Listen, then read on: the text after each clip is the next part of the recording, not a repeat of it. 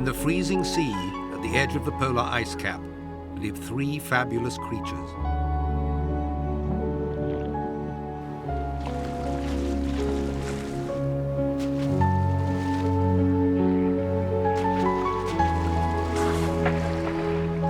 This remarkable trio has conquered the killing cold of these Arctic waters.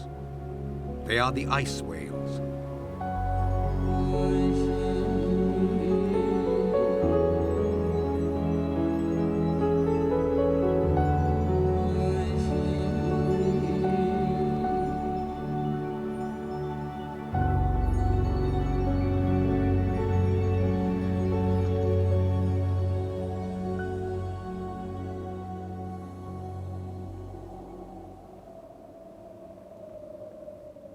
The long weeks of darkness are over. The sun won't set again for 4 months.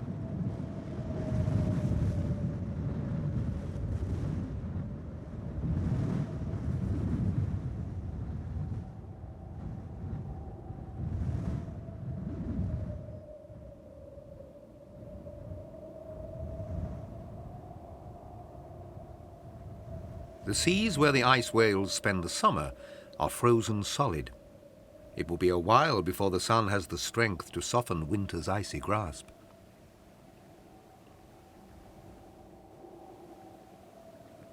The polar bear can kill whales, but while the top of the world is ice-covered, it hunts seals.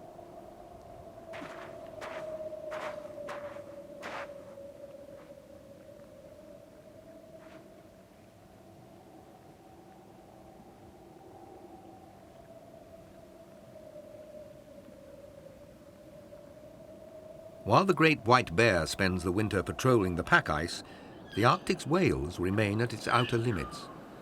They spend their lives at the edge of the ice, moving south with it in winter and north in spring. The eastern whale populations spend the dark months in Baffin Bay off the coast of Greenland. By the end of May, the ice has receded to a jumbled group of islands in the Canadian Arctic. The whales cluster at the entrance of Lancaster Sound, the famous Northwest Passage, waiting for the ice to retreat down the waterway.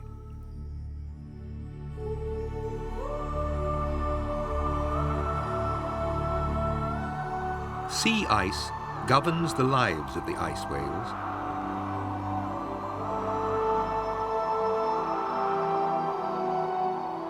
The boundary where frozen sea and open water converge is their realm.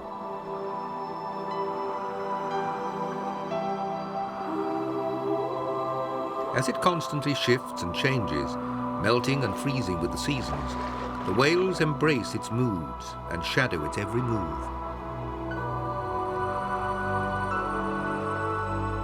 The ice now starts its annual retreat down Lancaster Sound, and it does so in the company of belugas.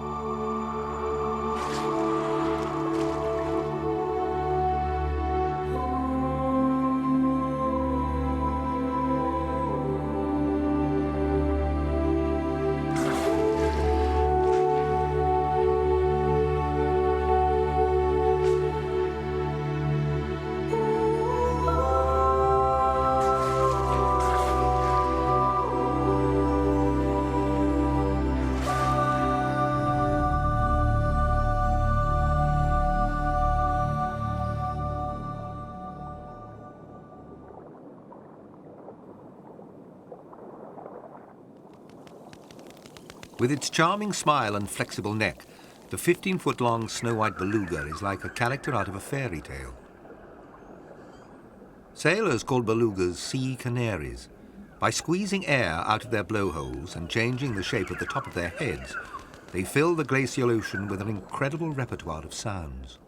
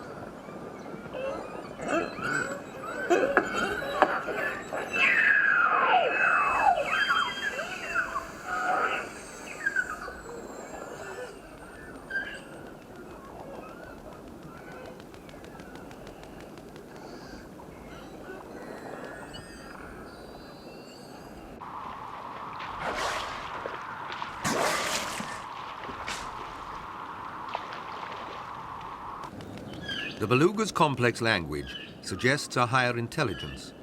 Their sonar system may be the most accurate of any whale, an adaptation for life in ice-cluttered Arctic seas.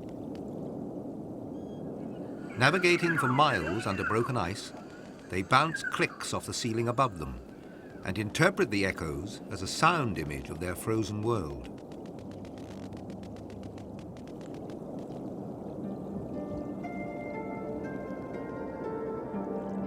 When snow above begins to melt, the fresh water slowly drains through tiny holes and fissures in the ice.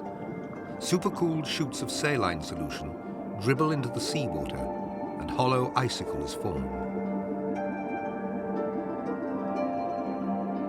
The sun is unlocking the Arctic. Under the ice, strange life forms flourish.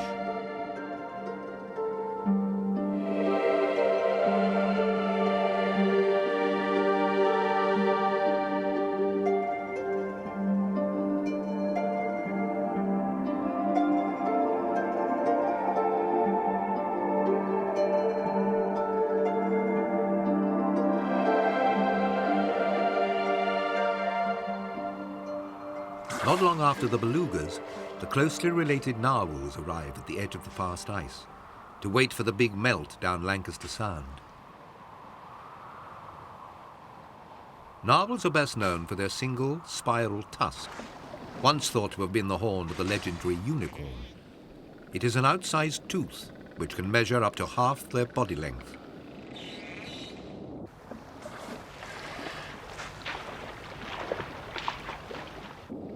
Females are generally tuskless. In fact, they are toothless, as narwhals have no teeth to eat with.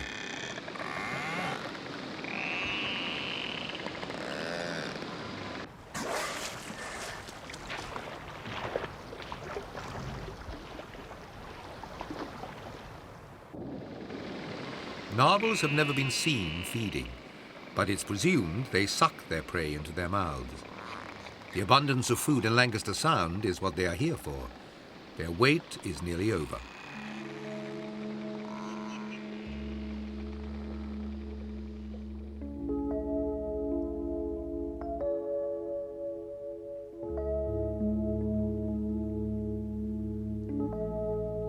It's June, and with 24 hours of daylight, the ice now yields to the power of the sun and starts to melt. No longer compressed, held tight, the ice fields fracture. Leads and cracks penetrate for miles up Lancaster Sound, opening up new feeding grounds.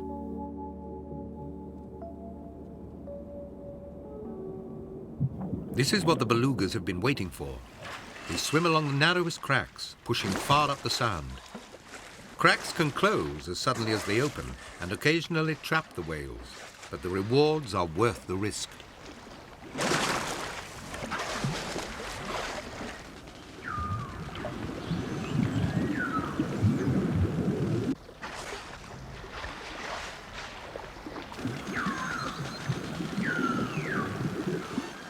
Holding their breath for up to 20 minutes and navigating by sound, the Belugas swim as far as possible beneath the ice, because sheltering under its great white mantle are staggering numbers of Arctic cod.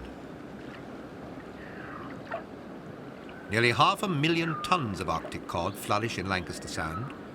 Amazingly, these fish breed in mid-winter under the ice.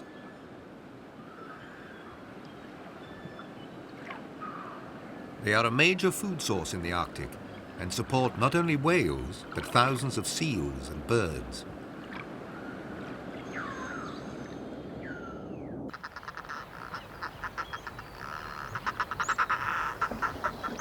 Migrant fulmars congregate in huge flocks to feed in the open water at the entrance of the sound.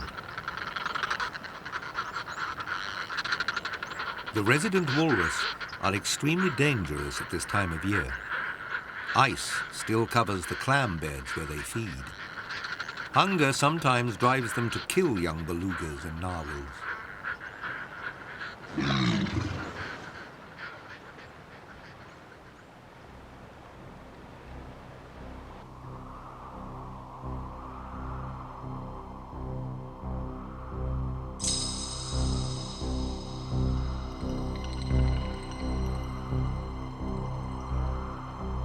Powerful rays of light penetrate the melting ice and trigger an explosion of minute planktonic life.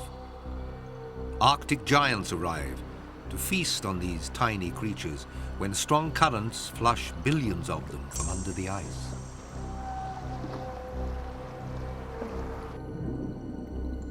In this group, there are 11 bowhead whales, feeding together in a V-shaped formation, behavior which has never been documented in Lancaster Sound.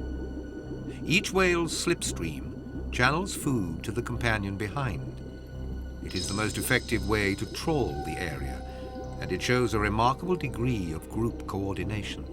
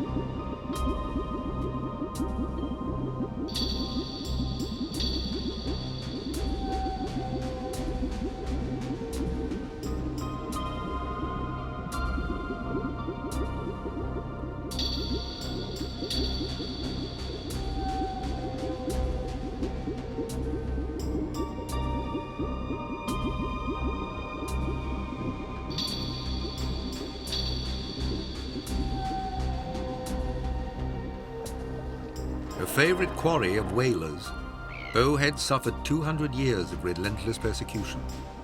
They were nearly wiped out, and there are only a few hundred left in this area.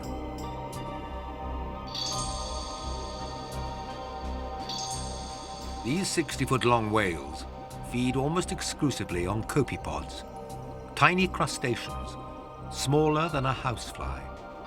When a bowhead feeds, its gape is the size of a garage door.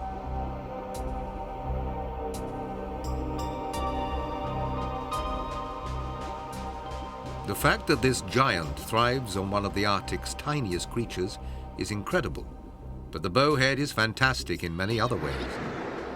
Last year, a dead bowhead was estimated to be 210 years old.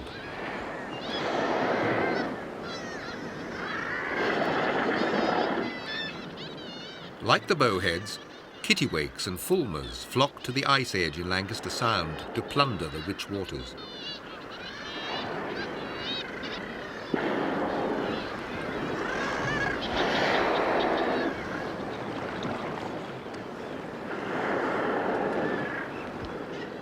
They are joined by Brunnick's guillemots, which, like all auks, are most at home in water. After a deep breath, they dive for up to 3 minutes under the ice in search of small cod.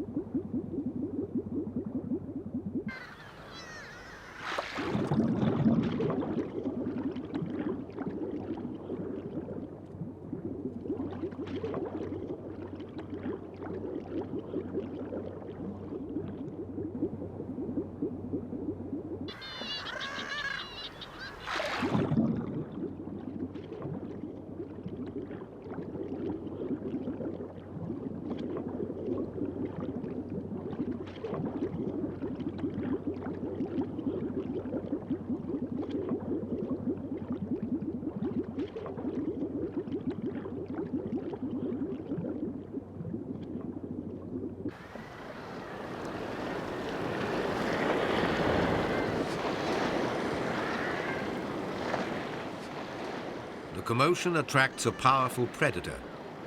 Polar bears are capable of killing belugas and narwhals, but bowheads are beyond consideration.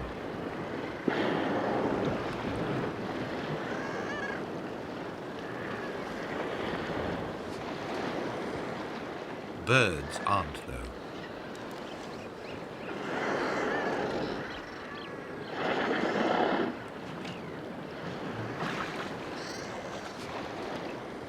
Guillemots can dive to safety, but bears can dive for guillemots.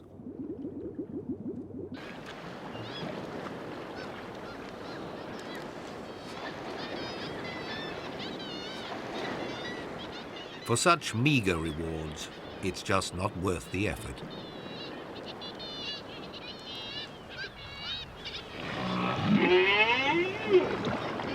After hours of feeding, the bowheads now start to socialize. These huge whales are very tactile, especially when they are courting.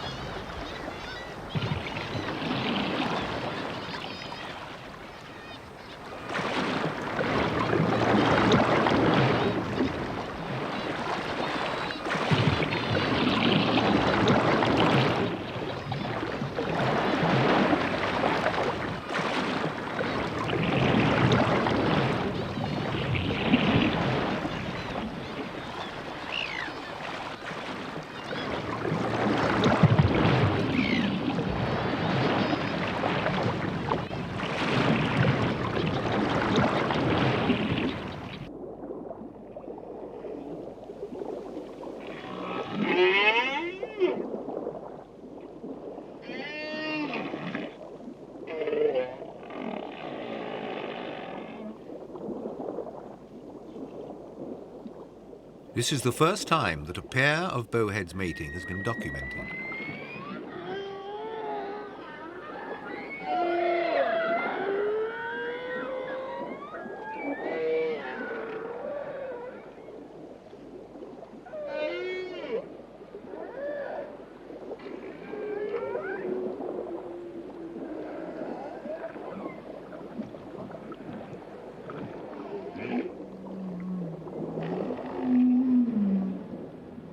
The third whale is a mystery.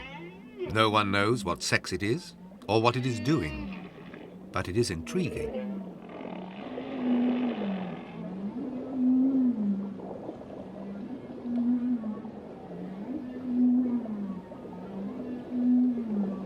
After viewing this footage, some scientists are now wondering if bowheads sometimes form pair bonds. Previously, they were thought to have only polygamous relationships.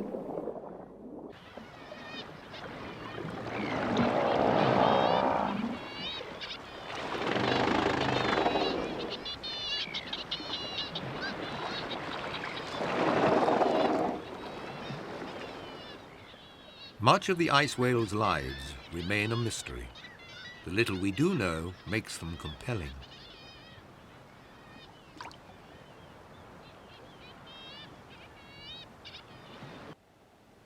The sun is ever present in summer, but not always visible. The weather in the high Arctic is unpredictable. Thick fog, squalls and storms are not uncommon even now.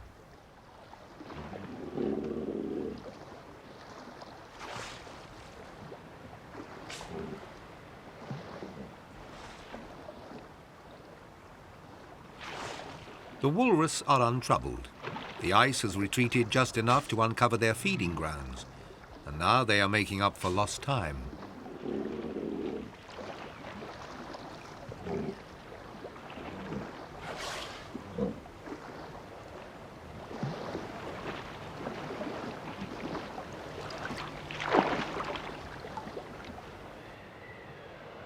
Strong currents unleash their power on the melting ice from below, and winds of up to 100 miles an hour pound it from above.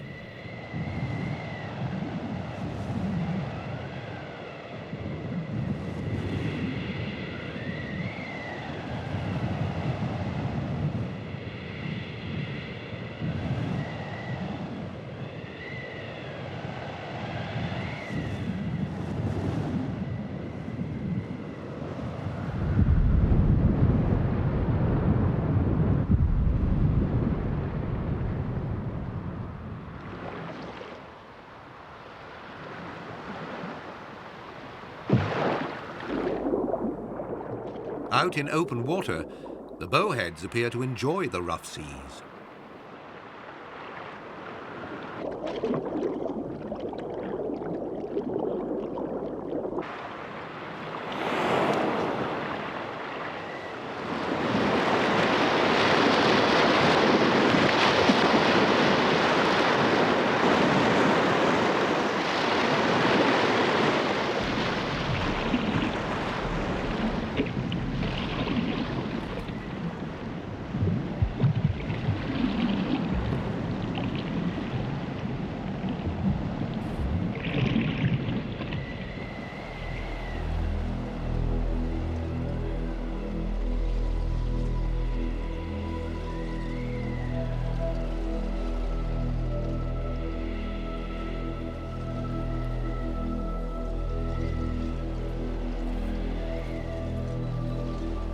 At last, Lancaster Sound breaks up.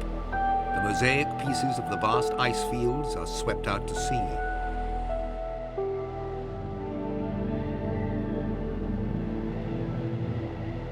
Deep and sheltered fjords along the borders of the Sound are still frozen, but new cracks form inroads to these remote inlets.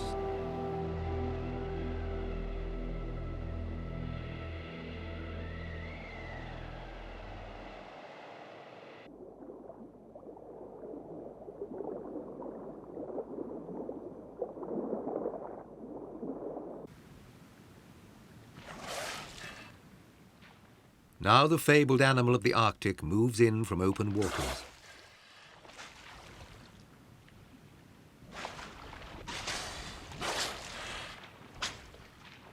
The clefts in the ice lead to a well-stocked larder of Arctic cod.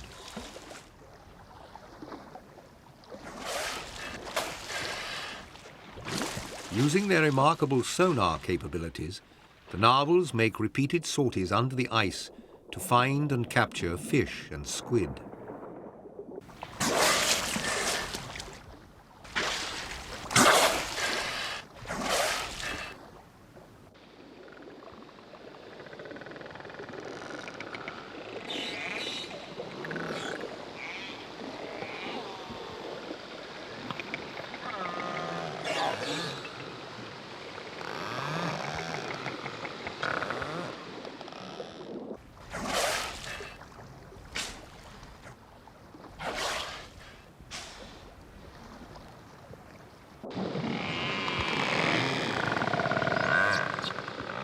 In the fields, the narwhals also hunt polar cod.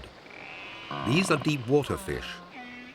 The narwhals are able to descend to great depths to catch them.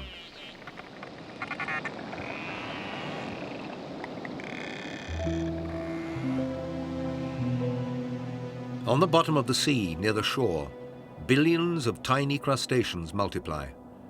These miniature shrimp-like creatures are the major food of the cod, and therefore vital to both narwhals and belugas.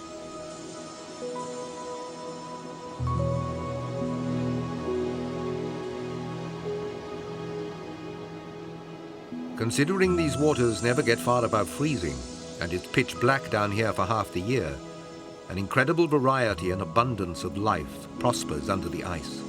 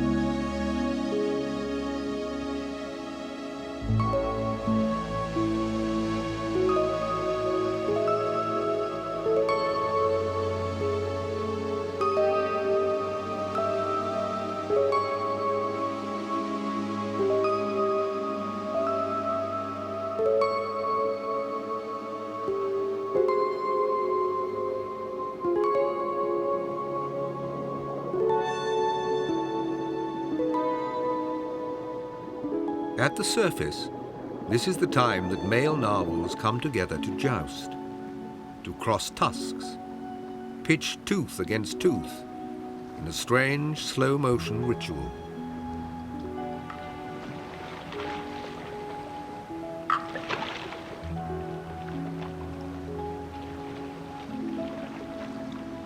The tusk, an obvious sign of maleness and maturity, may be a status symbol which assigns dominance in narwhal hierarchy.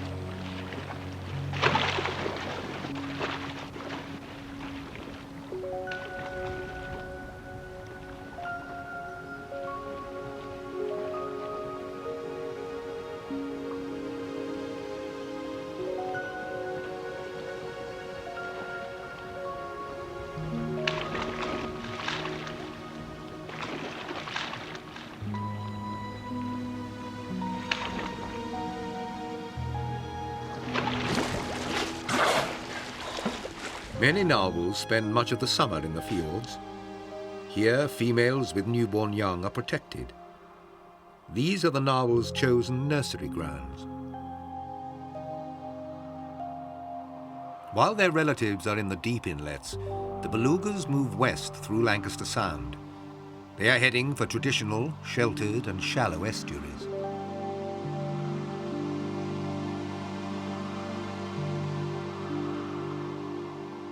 The first to arrive congregate at the entrance of the bays, waiting for the last of the ice to melt so that they can gain access to the shallows.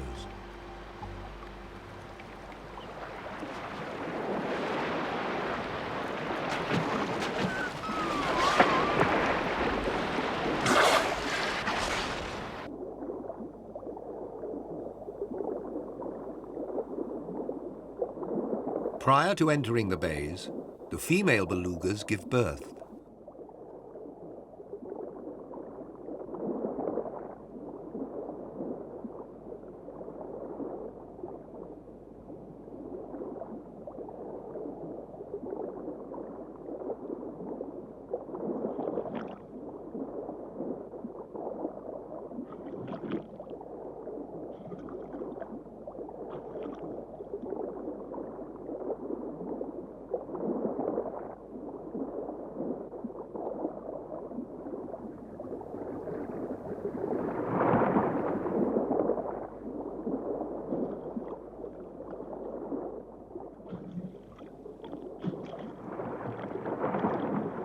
The newborn beluga instinctively swims to the surface, but as a precaution, its mother positions herself beneath her baby to ensure it gets several good breaths.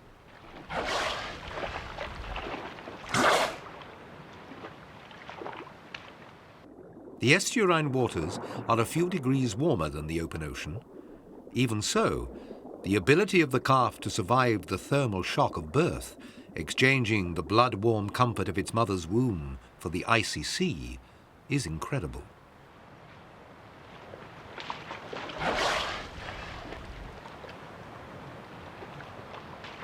Females with young seek each other out and group together. For the first month, the calf often rides around on its mother's back. For up to 2 years, it will rarely venture far from her side.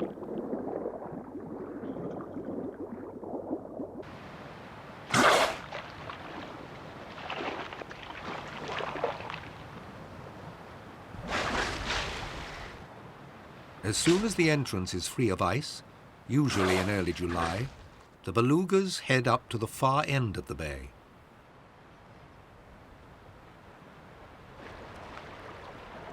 The males also band together and are very sociable at this time.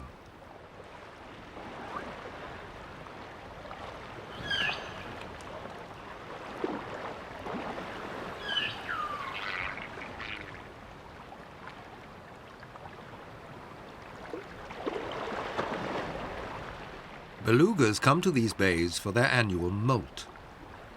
Their skin is yellow and wrinkled when they arrive.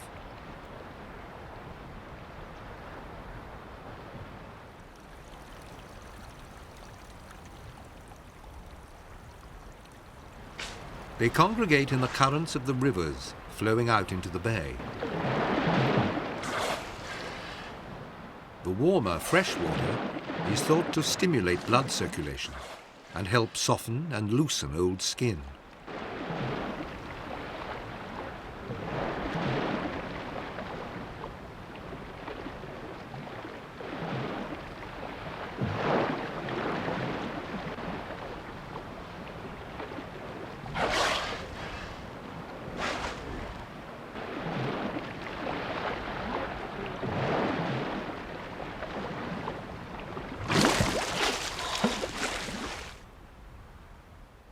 They then head for the shallows.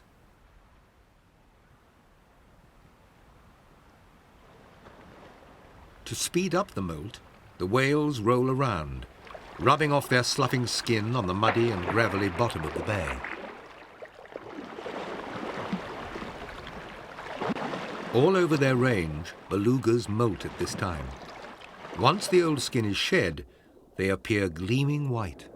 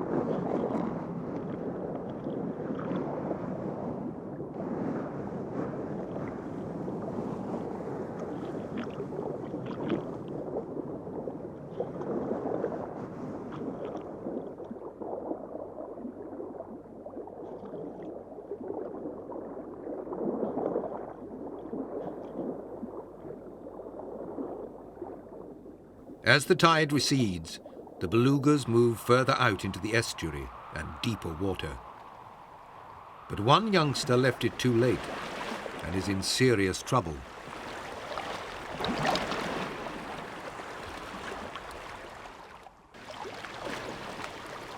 The stranded young beluga is desperate to return to deeper water. Helpless out of its element, it is vulnerable to polar bear attack.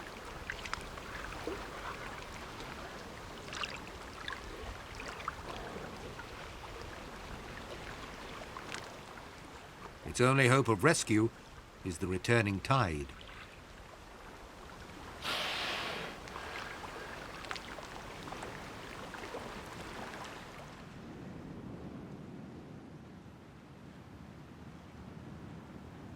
When whalers had hunted bowheads virtually to extinction, they turned to belugas to compensate for their losses. In the early 1900s, Scottish whalers operating in the Northwest Passage drove 10,000 belugas into this shallow estuary. Their bones lie bleached and untouched on the beach to this day.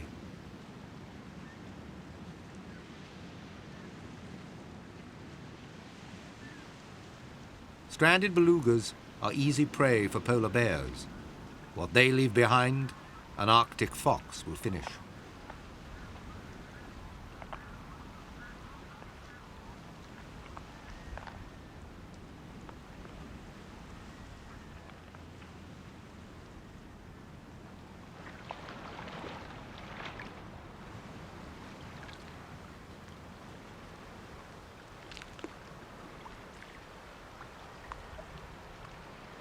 The yearling is alive and seems unhurt. Its long ordeal is nearly over.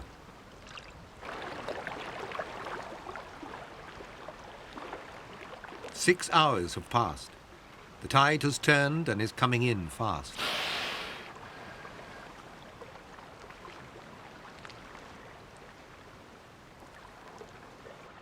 Out in the bay, the adult belugas can't help.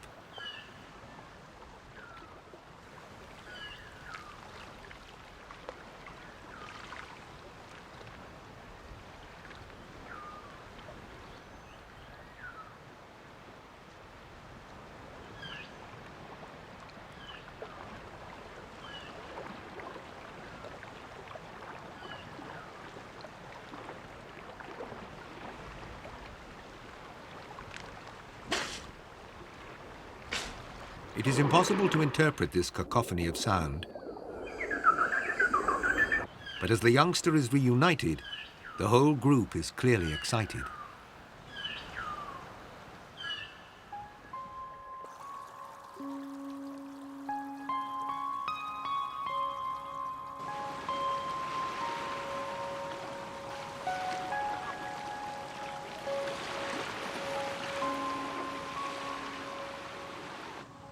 It's July.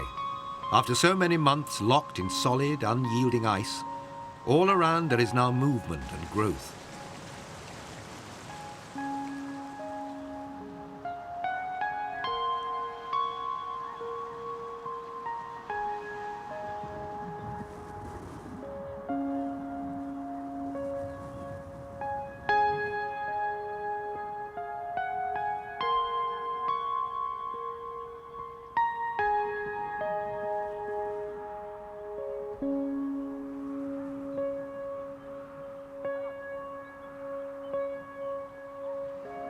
Lancaster Sound is now ice-free. The belugas have completed their molt, and the babies are old enough to cope with the open sea. Narwhals join the belugas in the deep water a few miles offshore.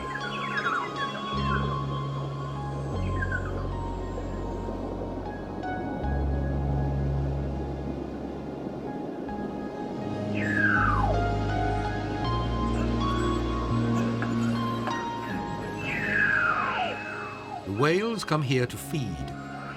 Recent research with satellite transmitters indicates that the belugas are diving down to trenches over half a mile deep in some places.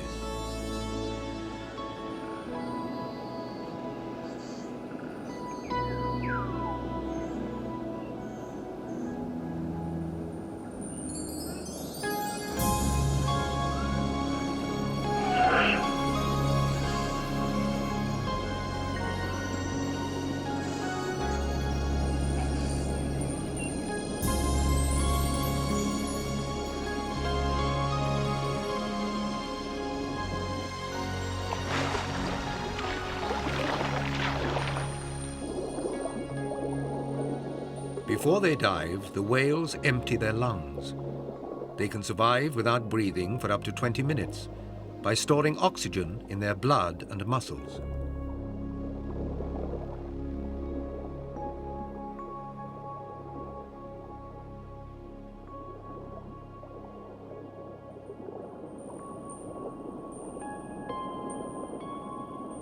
Exactly what they are diving so deeply for is unknown.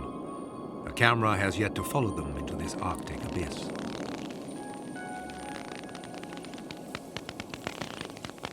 It's thought they are after cod, Greenland halibut, and maybe even squid, worms and shrimp. Whatever it is down there must be plentiful to be worth so great an effort. To withstand the pressure at such depths, the whale's lungs and ribcage are believed to collapse. As the animal ascends, the air in its lungs expands, and it reaches the surface back to normal.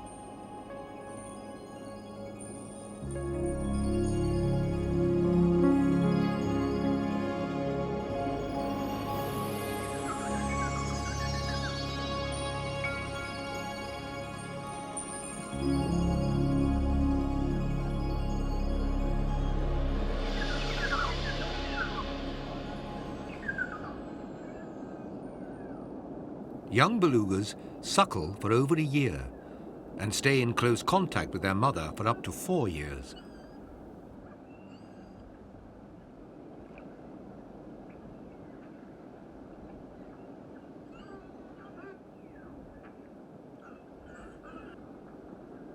The babies are born grey and gradually lighten.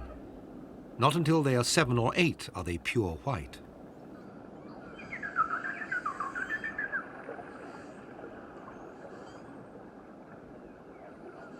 It's only August, but already there's a chill in the air.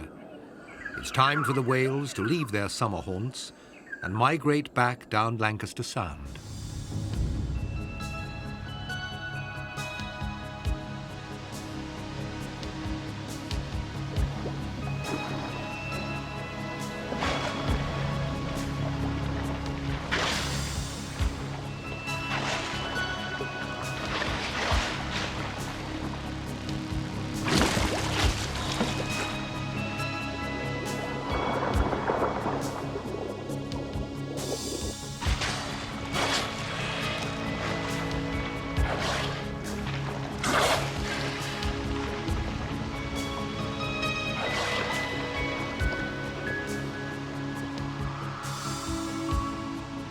All across the waterway, animals are on the move.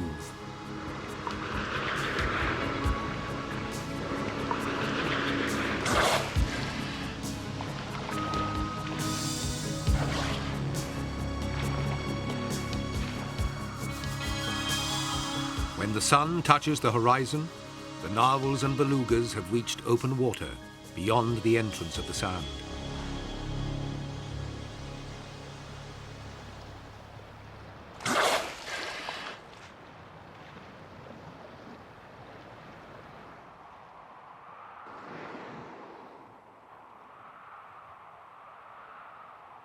Some of the bowheads are further south. In late summer, they congregate in a special bay where the feeding is exceptionally good. This will be their last gathering before the onset of winter. In this sheltered inlet, the whales relax and sleep.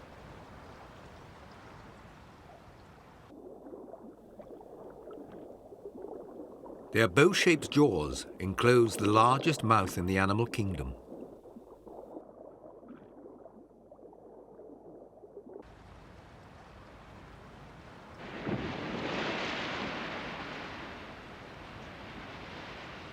The dominant males make their presence felt.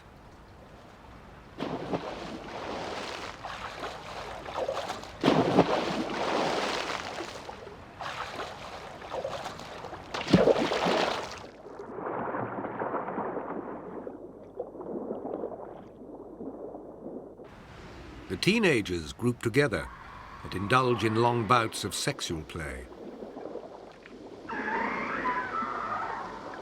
The sounds they make are haunting and wonderful.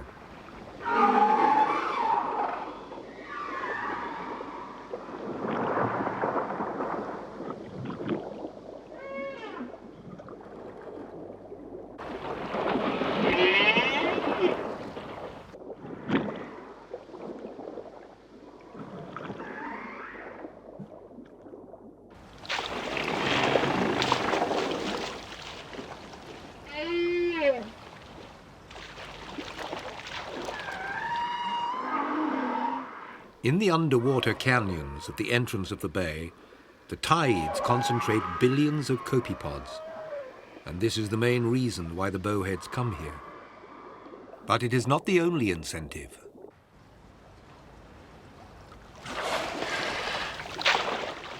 The killer whale is the bowhead's only natural predator. Its high dorsal fin makes traveling in broken ice dangerous, so it rarely ventures into the bay, which is never completely ice-free. All the ice whales are at risk. This beluga escaped.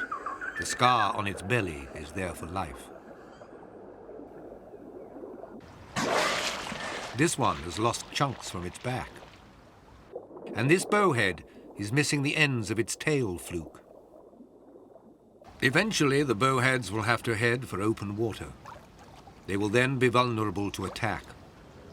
Killer whales may be limiting these bowheads' rate of recovery.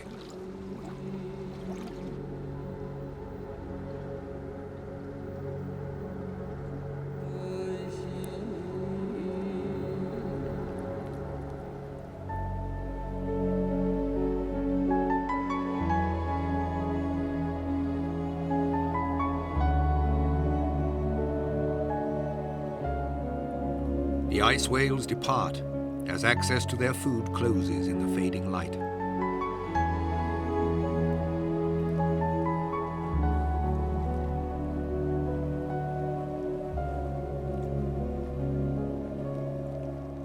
The whales now head south for the areas of constantly shifting ice in Baffin Bay.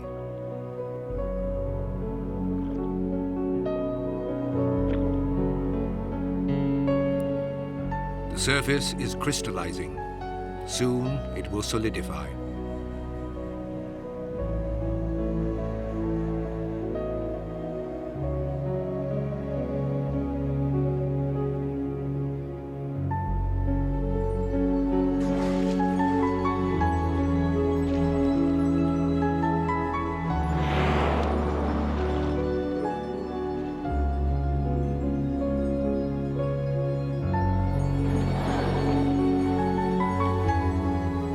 The season of the sun is coming to an end.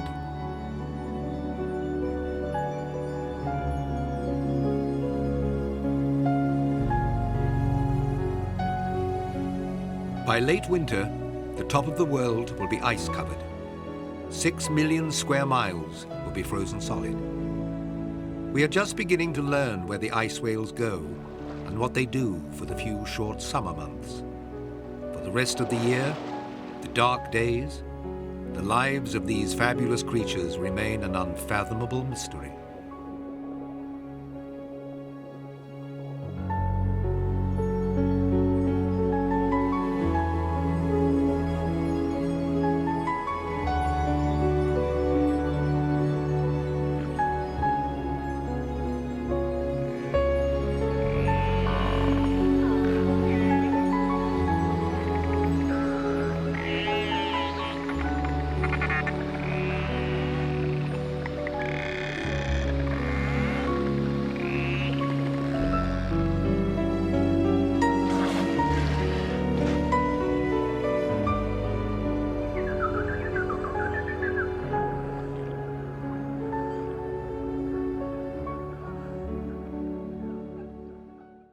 It's summer in the South Atlantic, the time when millions of penguins come porpoising ashore to breed.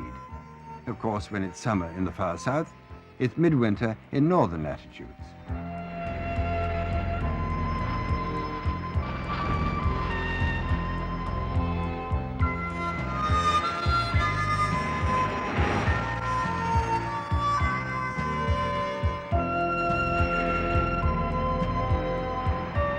It's September when the first parties of penguins come battling through the breakers.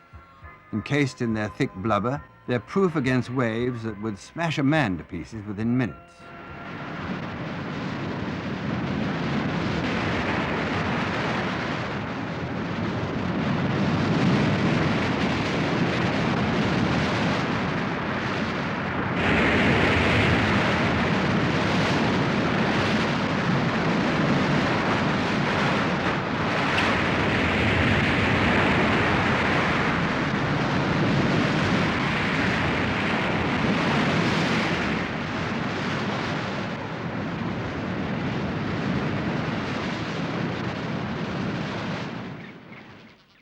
This vast colony on one small island is over 6 miles long and contains more than 3 million birds, not only penguins.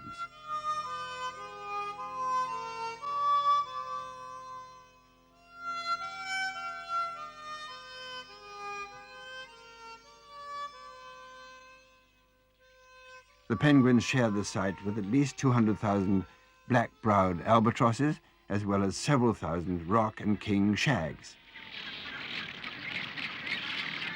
It may come as a surprise that these wildlife wonders in the South Atlantic are British, and are therefore as much a British responsibility as the people who live on these islands.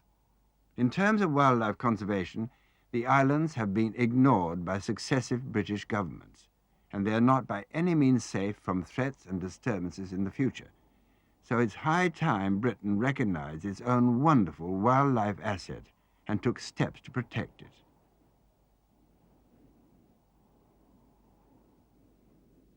The Falklands lie 300 miles off the coast of South America, in the South Atlantic. They're only 400 miles northeast of Cape Horn and the same distance from the South Pole that London is from the north. The entire population of the Falklands is under 2,000 British people. Half of them live in the capital, Port Stanley, the rest on scattered sheep farms.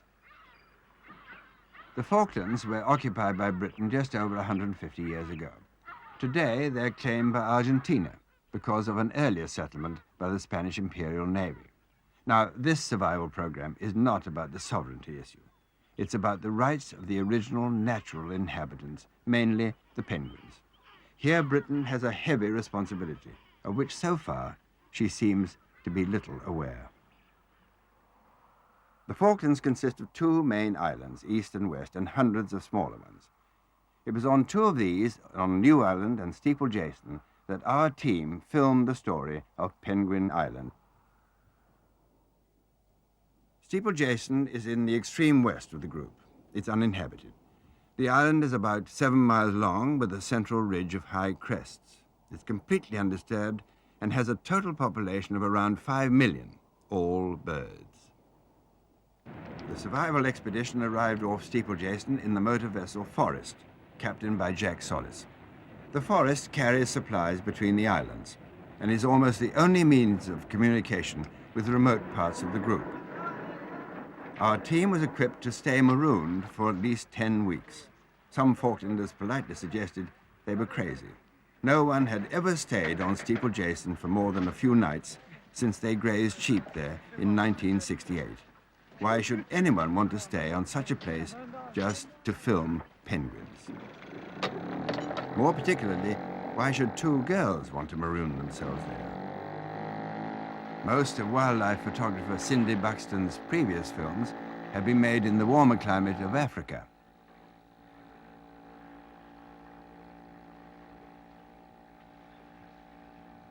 Her assistant was her friend Annie Price.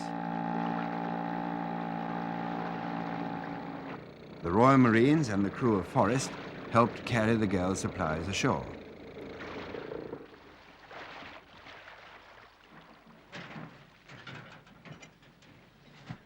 Then they set off for what was to be their home for the next 10 weeks.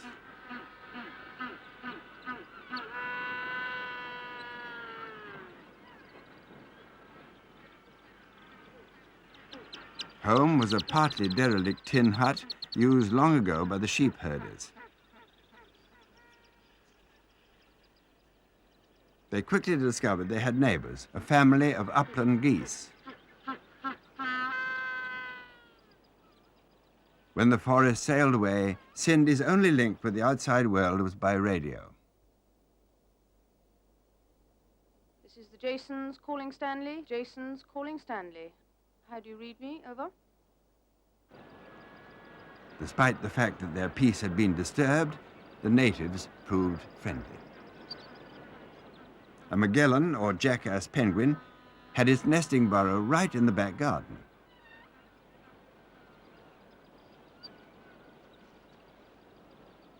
Driftwood provided all the fuel needed for cooking and for heating the bathwater. Fresh water was never any problem. It rains even more here than it does in Britain.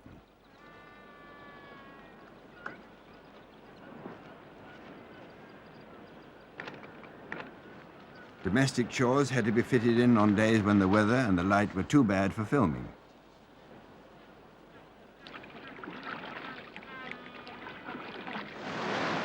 There are 4 species of penguins in the Falklands: kings, Magellans, gentoos, and rockhoppers. Gentoos and rockhoppers are far the most numerous, so they are the stars of this story. You guessed it, these are rockhoppers.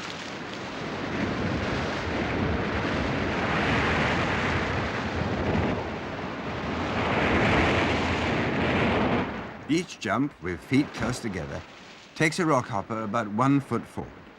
This method of progress, aided by sharp nails in the toes, is an adaptation for coming ashore and climbing steep rocky slopes.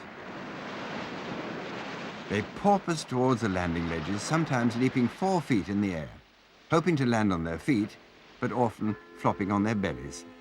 Super slow motion shows how little belly flopping worries them.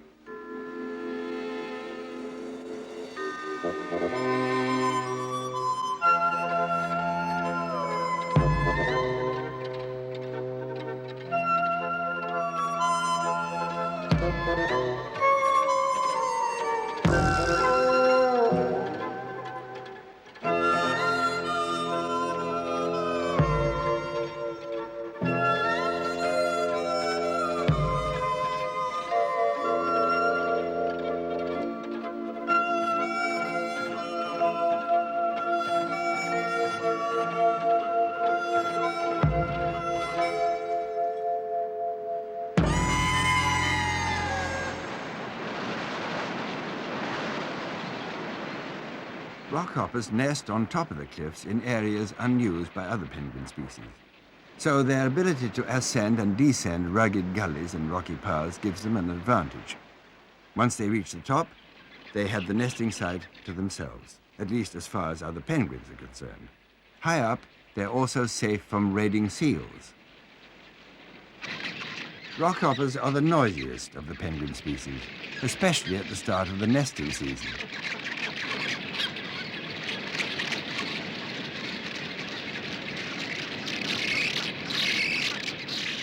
They're one of the most appealing penguins.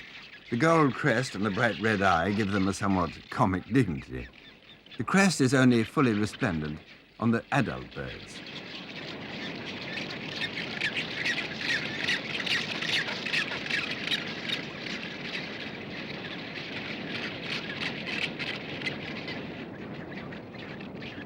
Many of the colonies are shared by other seabirds. King shags sometimes nest side by side with the rockhoppers, but they tend largely to keep to their own areas. Their courtship is far quieter and more subtle than the penguins. The rockhoppers' most numerous neighbors are the black-browed albatrosses. Albatross courtship has a gentle, almost tender quality, unusual among birds. The Gentoo penguins make their landfall at much the same time, though their lifestyle is different. They not only choose shelving, sandy beaches to come ashore, but they use quite different nesting sites to which they waddle rather than hop. After all, there's not much advantage in hopping over level ground.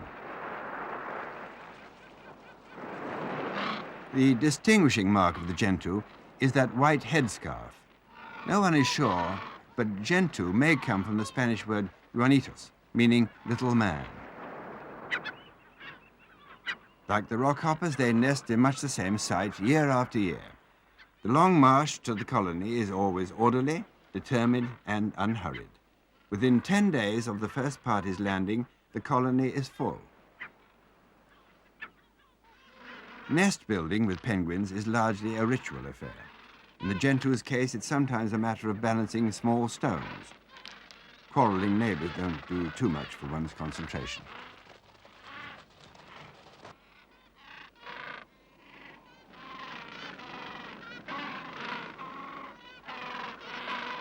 The love song of the Gentoo, indeed of any penguin, is a raucous bray.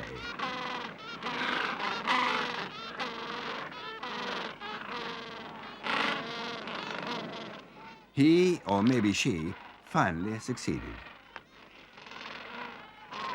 As with the rockhoppers, the preliminaries of mating and setting up house are noisy and cantankerous. Pairs form and break up, often to reform. If both have survived the winter at sea, previous year's partnerships are sometimes renewed. At last, the females settle down to brood their eggs.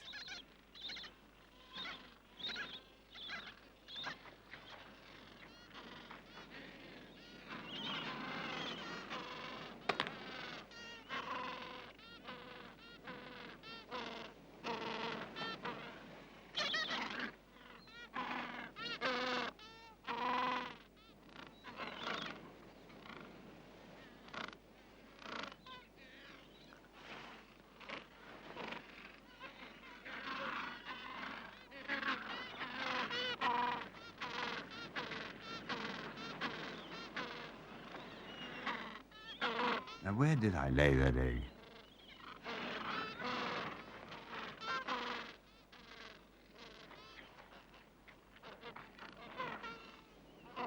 Aha, there we are.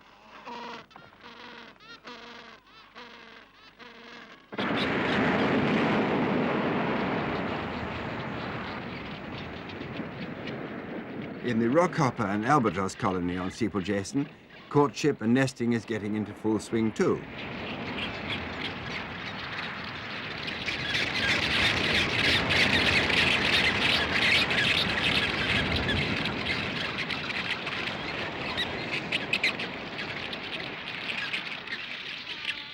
Rockhoppers lay 2 eggs. Birds whose chicks have to leave the nest soon after they hatch produce very large eggs, and penguins are no exception. The egg has to be big to contain all the nourishment a precocious chick needs. Outsize eggs take an awful lot of laying.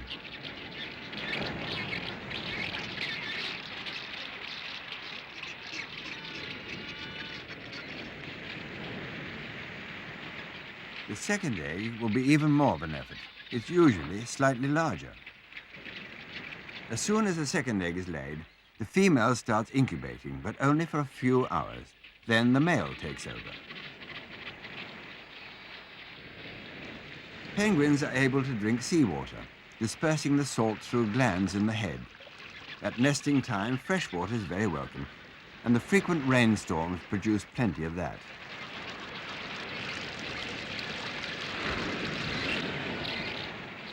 This is not a freak clutch. Some female has laid that extra egg in the wrong nest.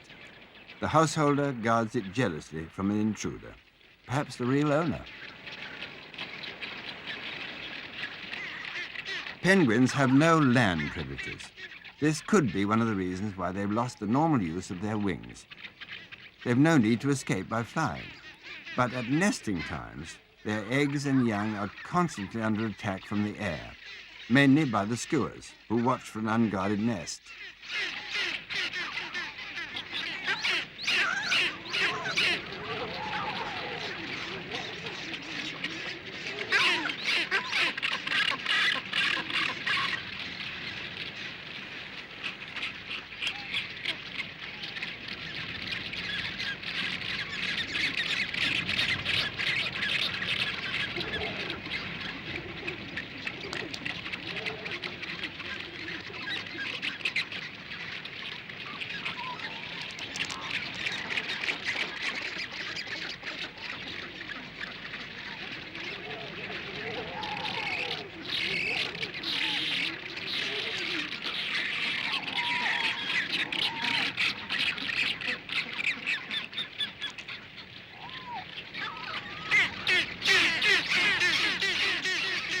Most nesting colonies face 2 main dangers. First, attack by bird predators. Second, really bad weather.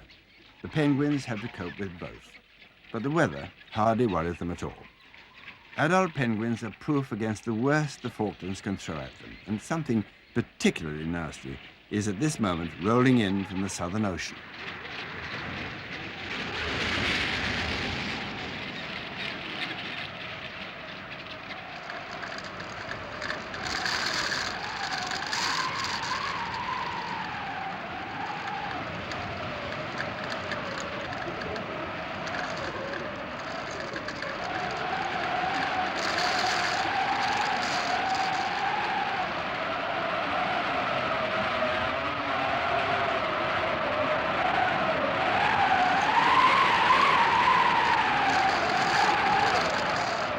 The Falklands rarely see heavy snow. When it comes, the penguins probably rather enjoy it. With its thick layers of fat, a penguin's problem is not how to keep warm, but how to stay cool. The Falklands climate is not very severe. Much of the year is not unlike England in a mild winter. Wet and windy is the usual forecast. Snow seldom lingers for long. Once nesting has started, the off-duty rockhoppers must make the long journey down from the cliff-top colony to go fishing. At first, the well-worn path leads down between the hummocks of tussock grass.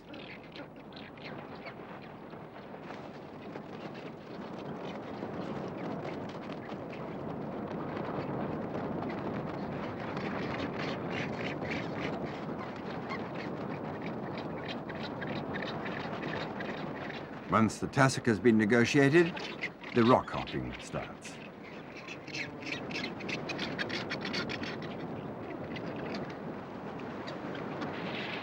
This colony on New Island is at least 200 feet above the sea. Rock hoppers changing over nesting duties often make the journey up and down every day.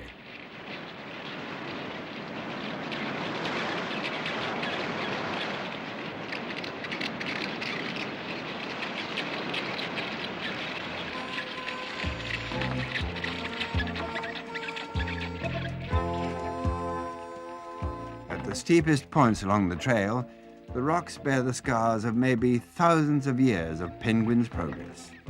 The grooves are made by the rock hopper's sharp nails.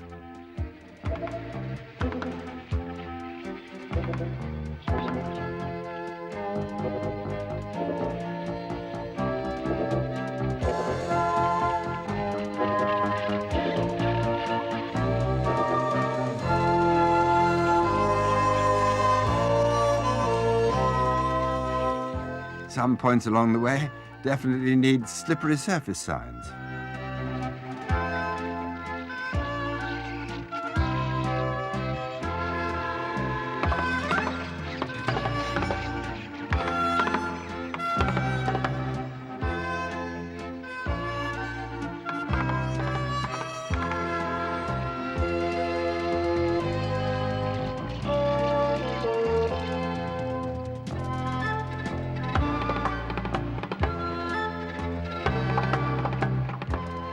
The trail has been blazed by countless generations of rock hoppers. Long tradition has also established the best points from which to launch oneself into the sea.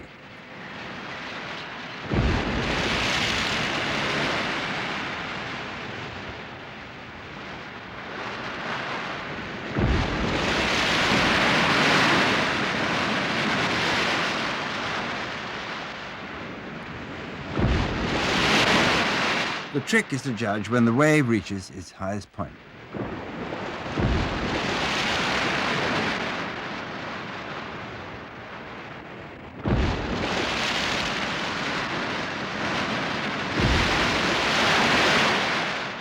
Not that it matters very much if you get it all wrong.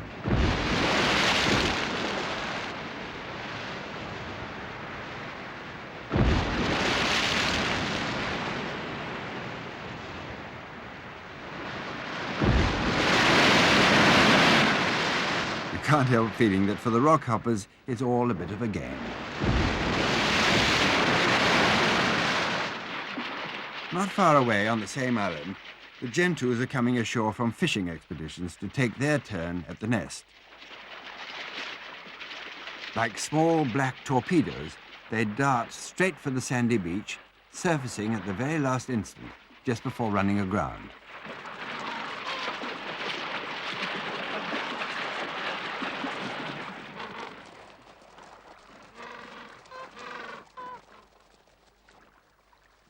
The first party begins its long walk to the colony, while more and more come porpoising in behind.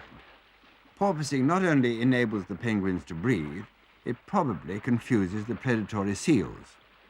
As in a shoal of fish, there's safety in numbers.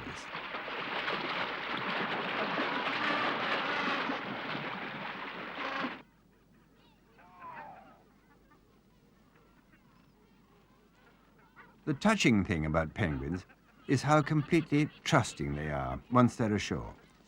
They trust human beings because since the early 19th century, when sealers occasionally raided the Falklands for skins and penguin oil, wildlife has had little to fear from man. Falkland sheep farmers are, in the main, rather proud of the rock hoppers and gentoos making their way to the colonies on their land. However, this is local and voluntary protection that depends on individual goodwill, and there's no guarantee this will last forever. So in the long run, the Falkland penguin must have legal protection.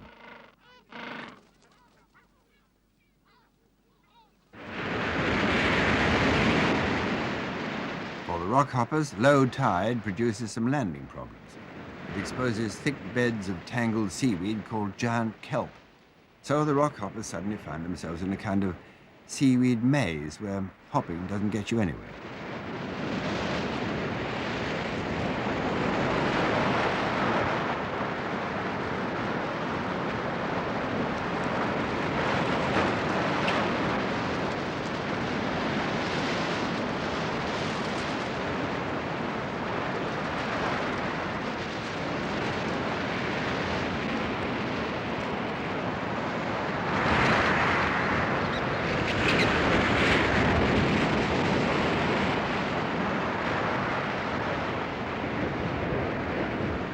cunning ones wait for a big wave to bring them within range of a sloping rock ledge.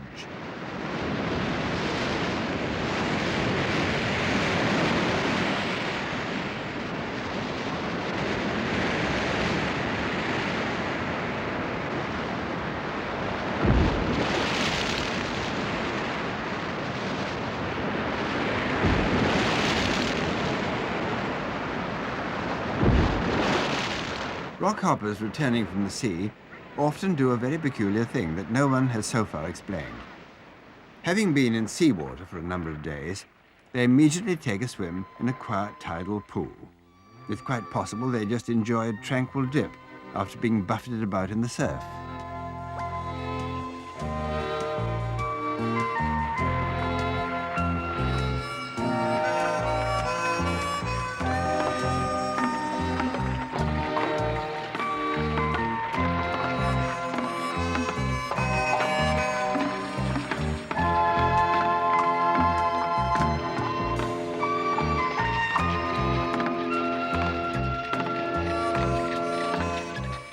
After the bathe, they take a brief rest on the flat shelves around the landing area, particularly on a sunny day.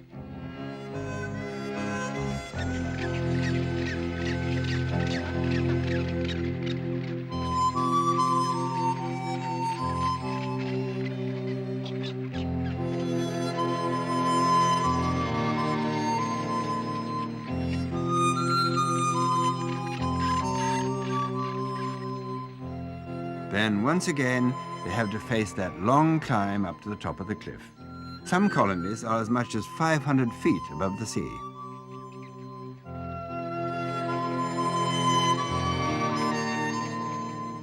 In these huge mixed seabird colonies, the team found they were completely accepted by the residents, including the nesting king shags.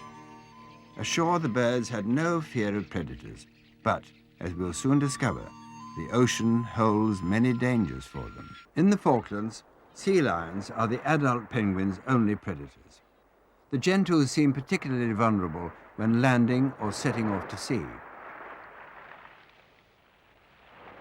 The gentoos appear fully aware when there's a submarine menace patrolling like a U-boat just offshore.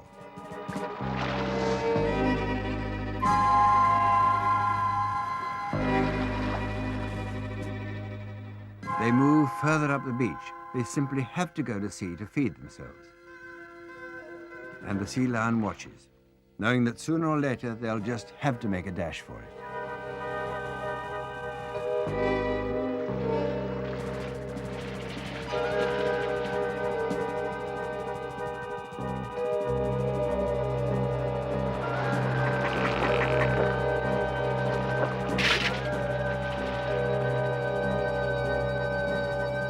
The target is usually a penguin returning to shore, perhaps because it's tired and therefore slower.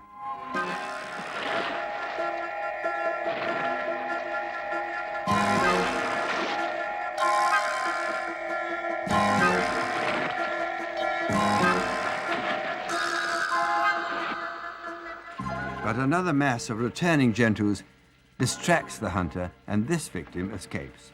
The U-boat turns to lie in wait for an easier target.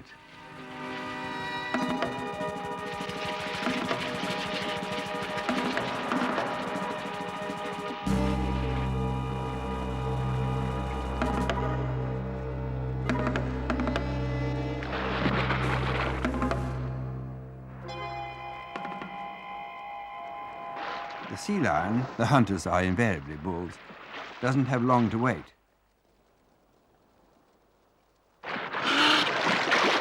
The incredible thing is that the sea lions very seldom eat their catch. It seems to be a lethal kind of play.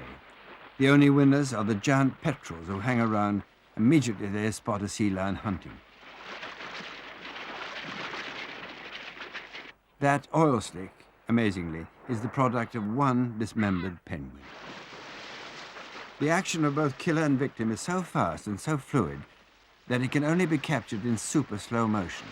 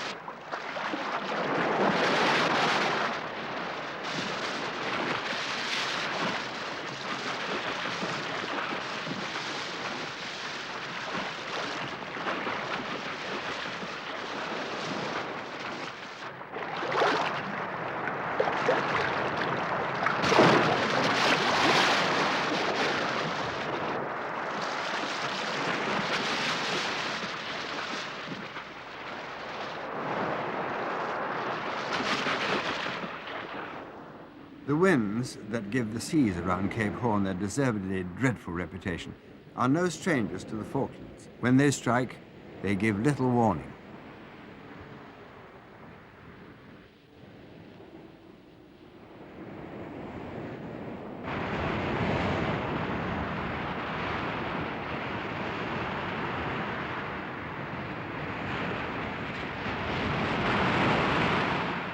So what does a penguin do in a force 10 gale?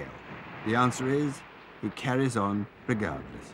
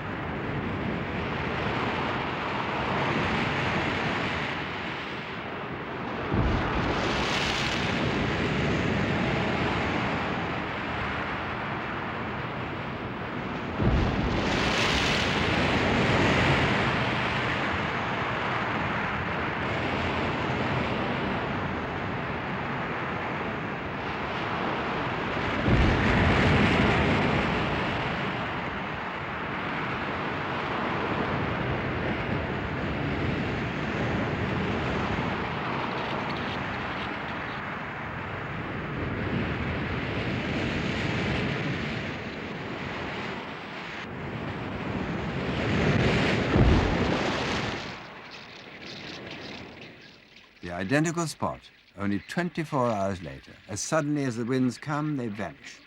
The penguins take it all in their rock-hopping stride.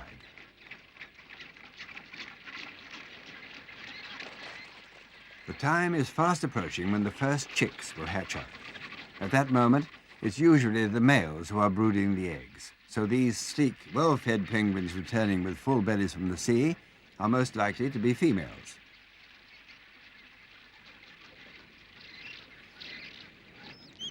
As soon as the rockhopper chicks dry after hatching, the parents feed them on regurgitated seafood.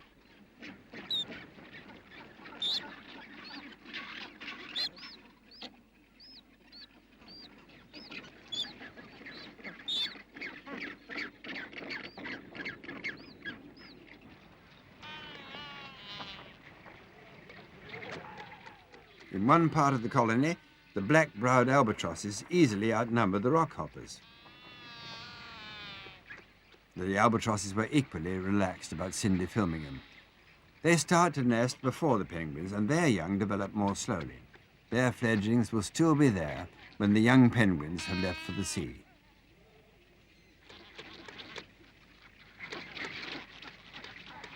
In their cone-shaped mud nests, the albatrosses have a less exacting task than the rockhopper parents. They only lay one egg. Their single chick is less vocal and demanding than the young penguins. In feeling sorry for their victims, we mustn't forget that the predators have young to feed too. Under this rocky overhang, a striated caracara, or Johnny Rook, is nesting. Prey and plenty of it is what a caracara needs to feed his own family. Young penguins fill the bill very nicely.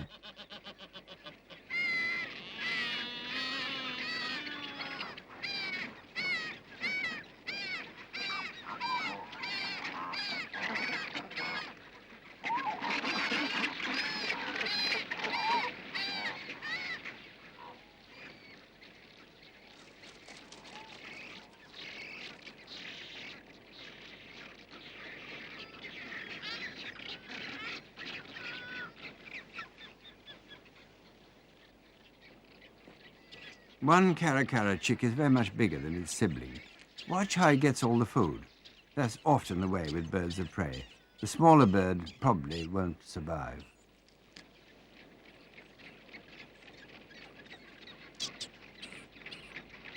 Those relentless and successful nest robbers, the skuas, have families to feed too. Eggs are off the menu now, but chicks are very much on.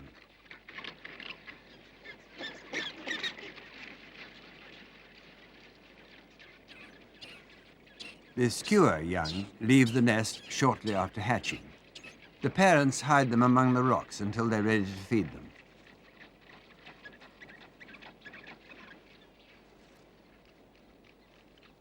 Watch how this chick is made to work for its meal.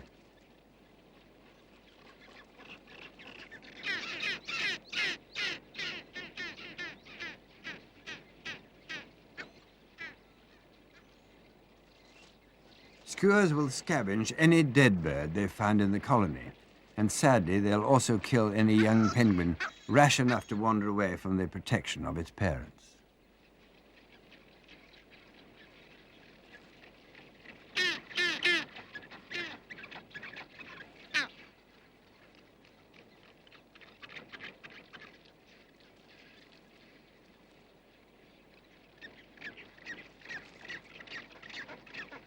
These skua young have spotted their parents' kill. One advances confidently, while the other, who may have hatched a day or two later, hides uncertainly.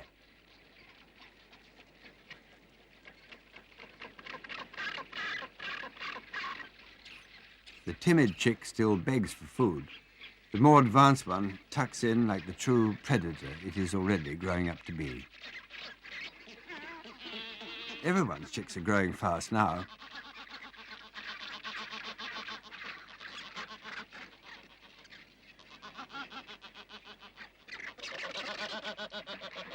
Throughout the whole huge mixed colony, young of all ages must be continuously fed. King shag, black-browed albatross,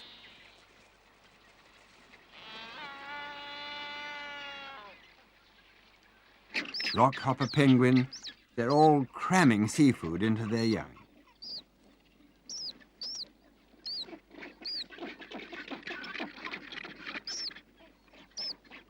In this nest, the situation is rapidly getting out of control, with the chick as big as its parent.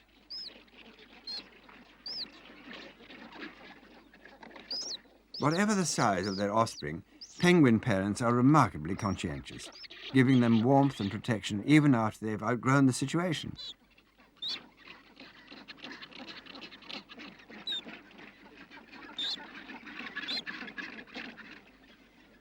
As the chicks develop a sense of balance, they creep out from under their parents and stand beside them. They're so full of food, they look like little beach balls.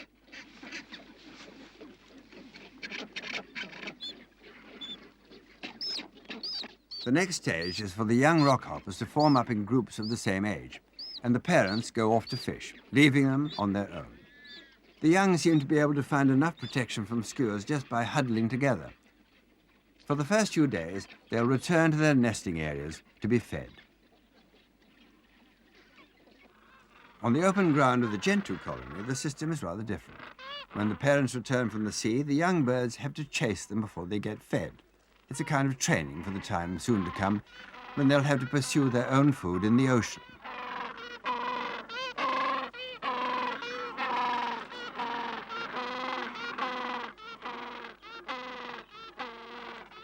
Feeding chases are an important stage of their education, though they do look extremely comic to human eyes, especially when seen in slowed-up action.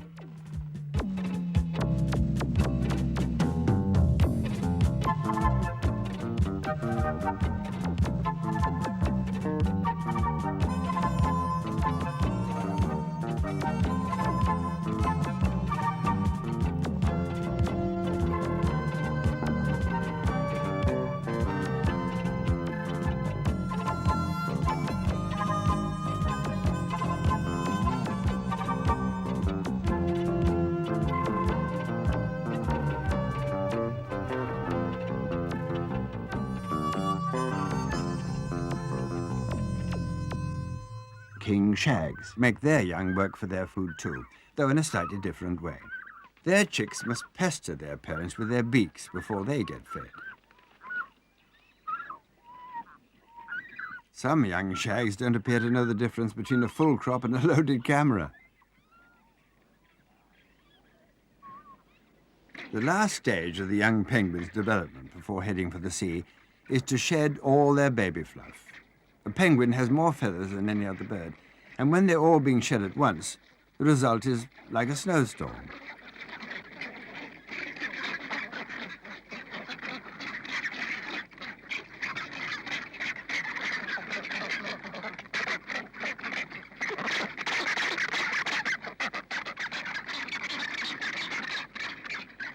Even those flipper-like wings are covered with feathers, though they look more like small scales.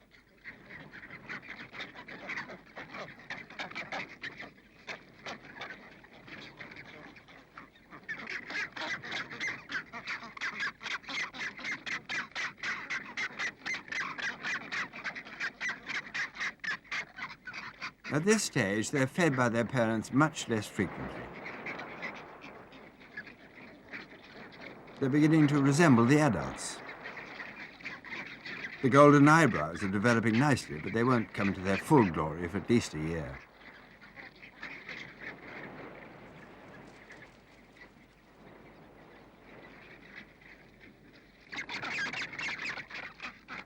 This one is obviously a late developer.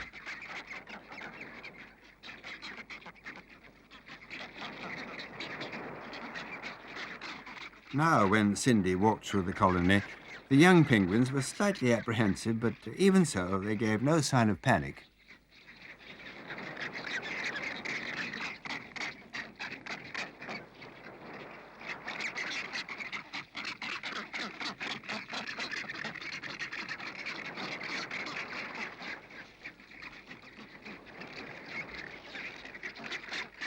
And here is the finished product. Sleek and ready to start out for its real home, the sea. The young are fed less and less now, so that the incentive of hunger is there to persuade them seawards. A bathe in a feather-strewn pool on the way may be a poor second best, but at least it provides a first swimming lesson. These are mostly adults, you can tell them by their magnificent golden eyebrow tufts. The young venture further and further each day, instinctively using the paths trodden by every rockhopper for centuries before them.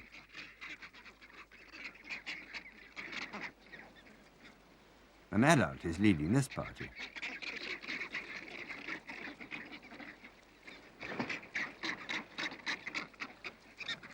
Parents look for their own young along the trail to give them the bare minimum of food necessary. At this time, the adults need a good deal of food themselves. Once their young have finally gone to sea, they'll molt their own feathers. It's the first chance they've had to do so. Molting means that they'll no longer be waterproof and able to fish. So, once they've got rid of their families, they face 2 or 3 weeks fast.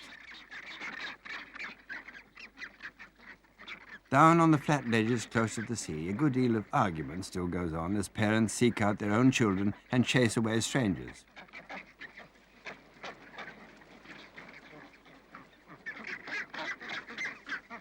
Newly fledged shags look surprised to find themselves in such a quarrelsome gathering.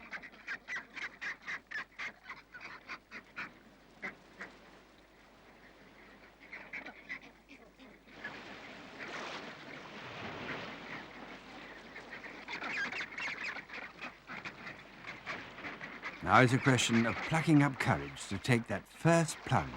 Some of the shags have already made it.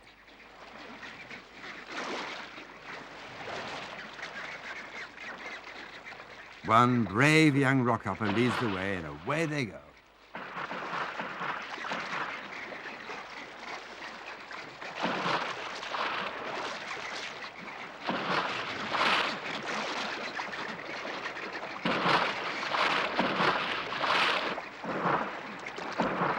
On the cliff top, the colony is now empty of rockhoppers.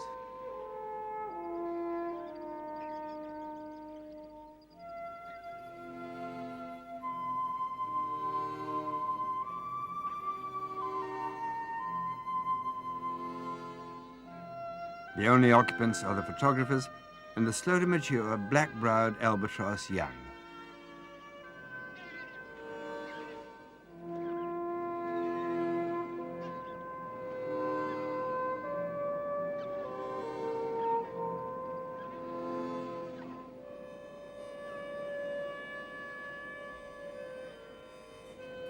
What swimming is to penguins, soaring is to an albatross. Both are masters of their respective arts. It's just that an albatross needs longer to acquire the skills necessary to travel the stormy Southern Ocean.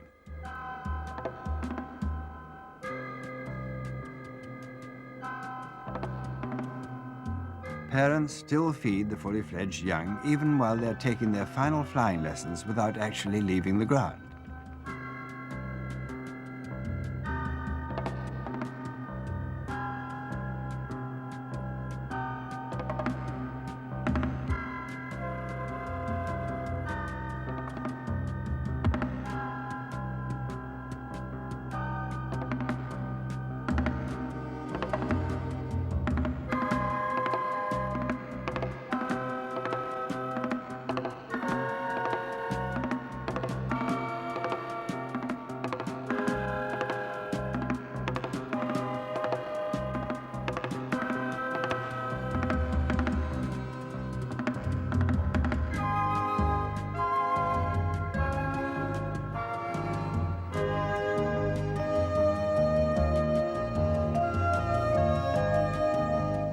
One dusk or early morning, they will follow their parents out to sea and become masters of the wind.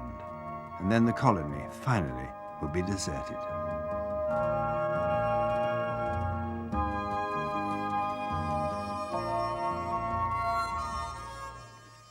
The last young rockhoppers to molt make their way to the sea's edge.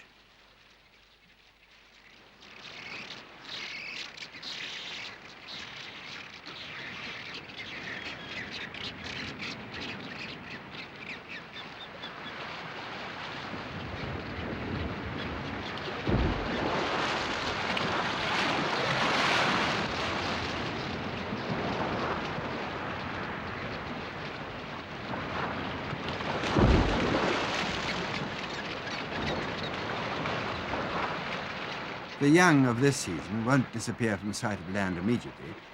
They'll stay close to shore for a while, gaining confidence in the surf, learning all the skills of diving and swimming, and most important, how to catch krill, squid, and small fish.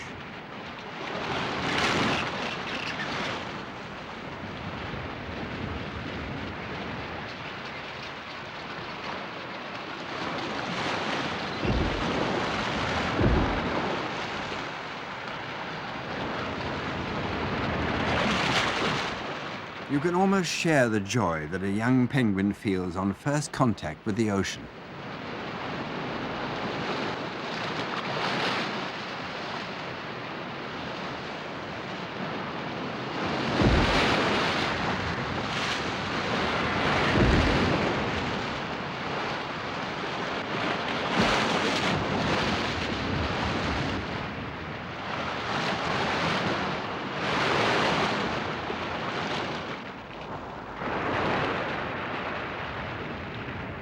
Next year, they may come back to the area where they were hatched, but they won't be ready to breed until they're at least 3.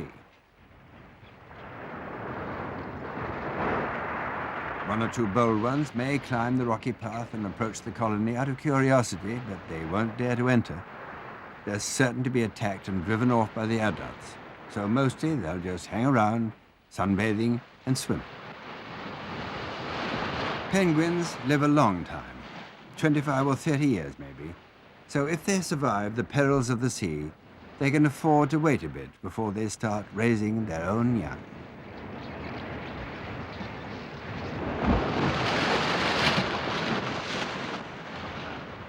We've talked about threats to future generations of Falkland penguins. Well, what are they? Here's one, and a familiar one at that, an oiled penguin.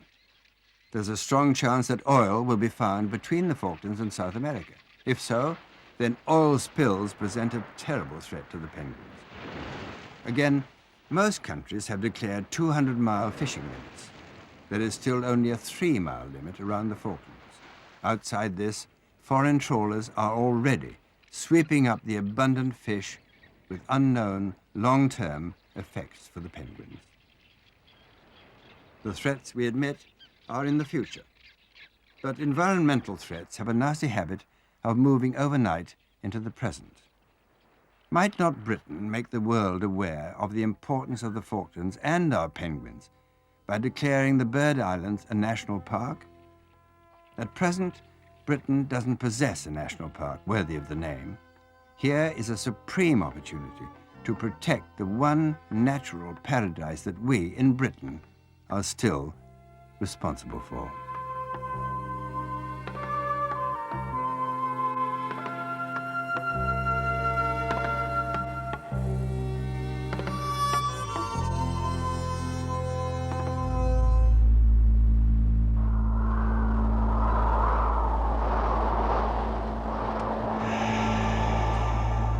In the islands of the Antarctic, the weak spring sunshine brings little comfort to man or beast. But one species of mammal can live comfortably on the windswept sea ice. It's the Weddell seal.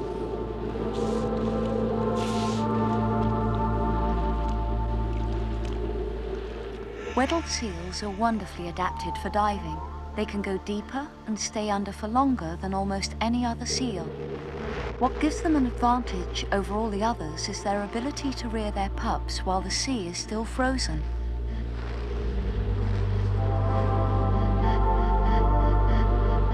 From the tip of the Antarctic Peninsula, a chain of islands reaches to the north. Among them, in the South Orkneys, lies Cygney Island, one of the bases of the British Antarctic Survey.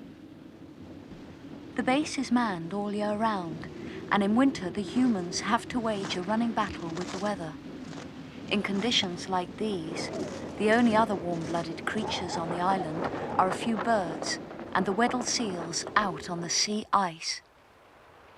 The sea ice begins to form in April as pancake ice.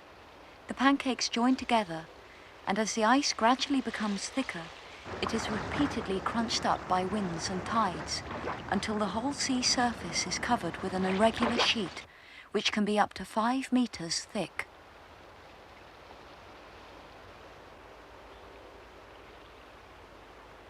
The weak sunlight returns to Cygney in July, though it will be a long time before any other signs of spring appear. The pregnant seals return in late August under the sea ice to places where it is firmly fixed to the shore, the so-called fast ice areas, and where it is no more than a couple of meters thick. When a female finds a crack in the ice, she grinds the edge away with her teeth until she has made a hole big enough to climb out of.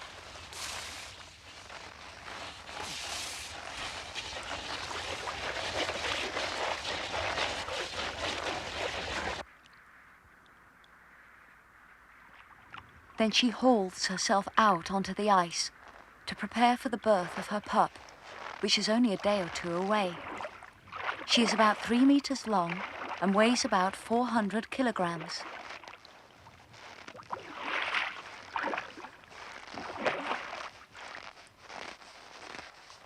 She often shovels some of the snow away with her nose. Nobody knows quite why she does this, but it's very commonly seen when a female is about to give birth. Most of the pups on Cygney are born in the first week of September.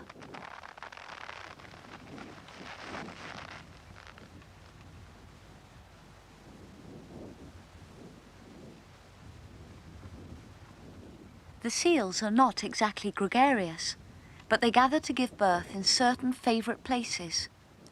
At Cygney, as many as 500 females arrive each spring. They gather in loose groups of about 35 or 40, dotted about over the frozen sea.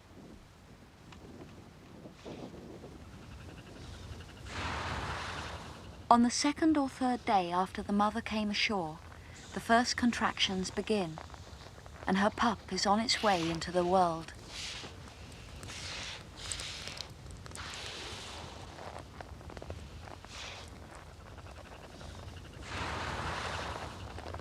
Most mammals are born head first, but the seal pup is perfectly streamlined at both ends. It doesn't matter whether it is born head first or tail first.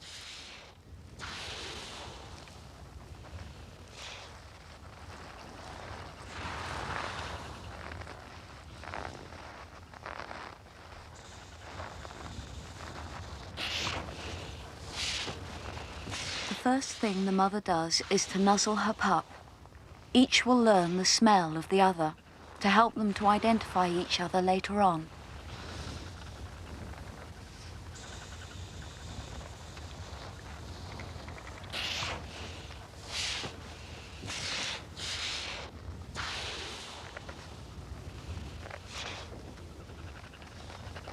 Now the pup must take its first meal. The mother presents her nipples for it to find. It may take over an hour before it manages to begin feeding.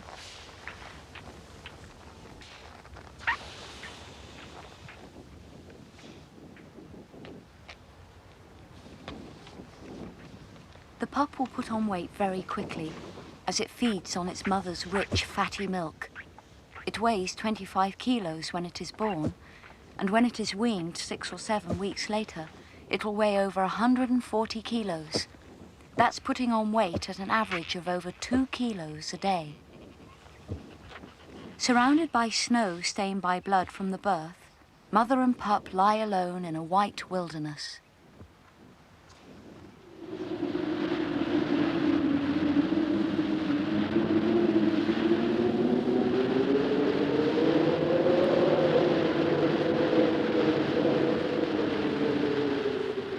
When bad weather rolls in, the pup is still not very well insulated from the icy wind. It needs to shelter behind its mother from the blowing snow. She is so perfectly insulated that the heat from her body doesn't melt the snow which is lying on her.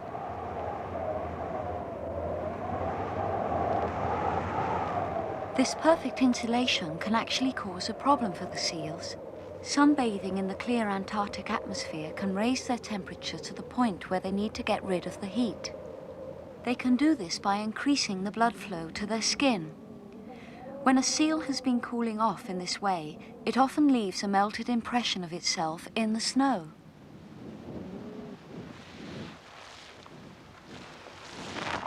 The pup's own blubber layer thickens quite quickly, and before it is 4 weeks old, it is time for its first swimming lesson.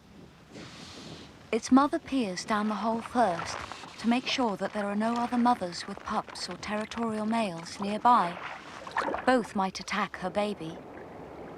When she is sure that the coast is clear, she slips into the water. Persuading the pup to come in with her is more difficult.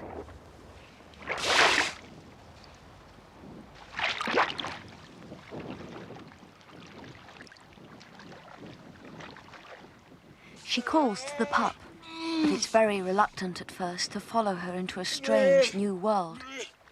It has only just become comfortable on the ice.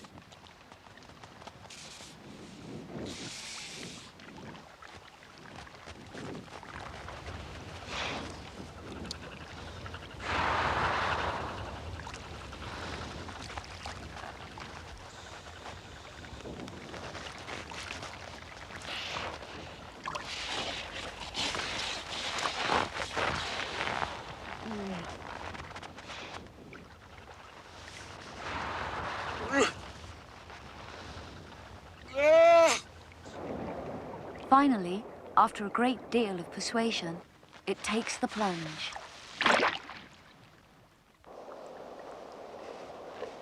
The first few dives will be very short and shallow. Because its blubber is not yet very thick, the pup can stay in for only a short time. Also, it uses up energy quickly while it is swimming, and this slows down its growth rate. The older a pup is when it first goes into the water, the quicker it grows. The seals' voices under the water range from muffled groans to high-pitched whistles, like someone tuning a shortwave radio.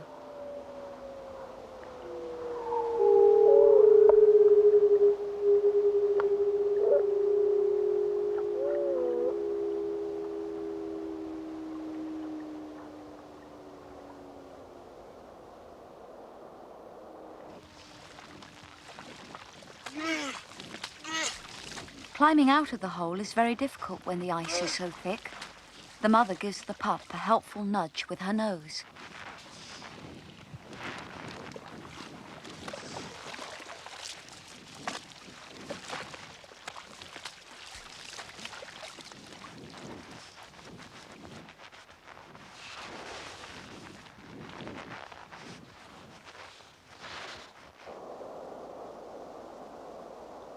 Before she climbs out herself, the mother works on the edge of the hole with her teeth.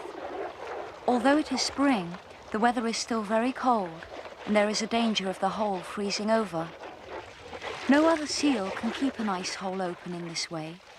The Weddell seal uses its front teeth, the canines and the incisors, which are very strong and project forward.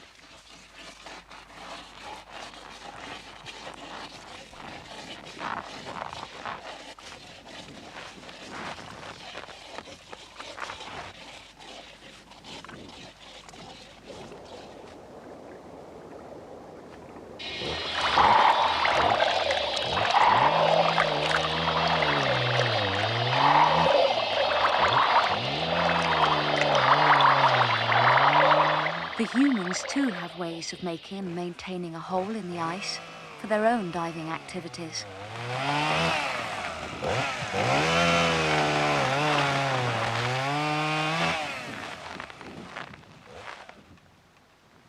As it grows older, the pup becomes less reluctant to follow its mother into the water. In fact, it is often warmer in the water than out. The temperature of the sea under the ice is constant at -1.8 degrees centigrade, while the air temperature can drop as low as -40.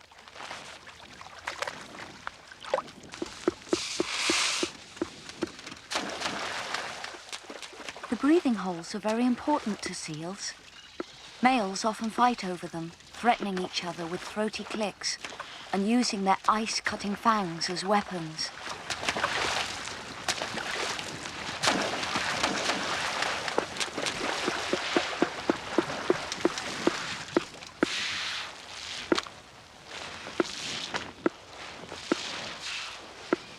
A number of seals carry wounds from these skirmishes. This is why the mothers look carefully before taking their pups swimming. The fang marks on this female are a memento of one such encounter.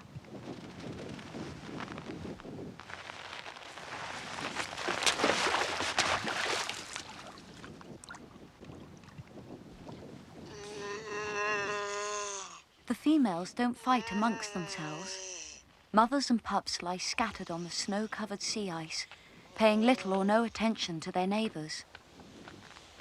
As a pup grows up, it places a heavy demand on its mother, taking milk which is replaced from her body fat, a store which she laid down while she was pregnant, and one which she is now quickly using up.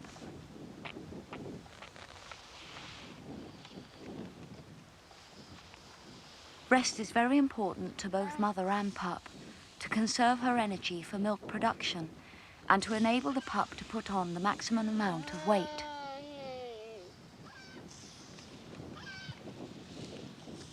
Some unfortunate pups fail to survive, either through injury or illness, scavenging sheafbills clear away the frozen carcass.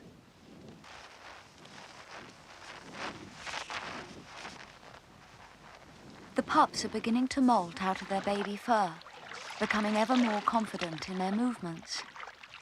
They remain close to their mothers, who are still very cautious about leading them into the water. The mothers take their babies swimming every day, but they rarely feed until the pups are weaned, at about 7 weeks of age.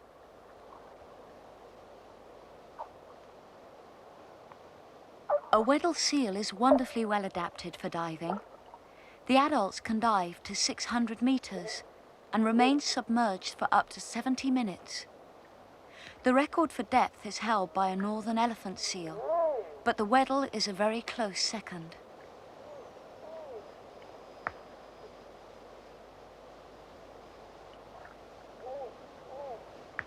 Their movement under the water is a mixture of flying like a bird and swimming like a fish.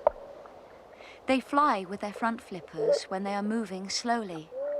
But when they want to go fast, they use their hind flippers, just like a fish's tail fin.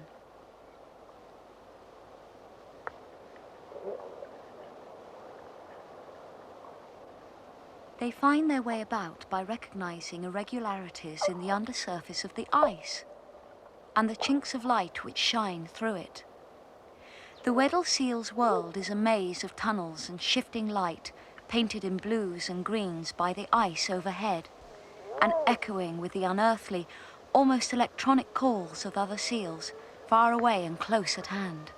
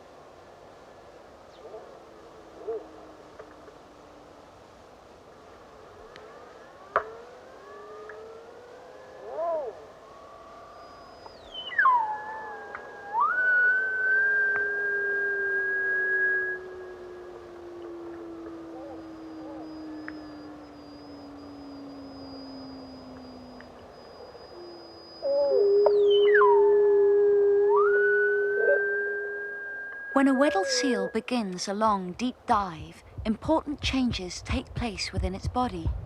Among other things, the blood supply is reduced to all organs except the heart, brain, and eyes. Its intestines, liver, and kidneys slow right down, but its swimming muscles carry on with less and less oxygen. The seal will pay a price for this later. However, the oxygen never quite runs out.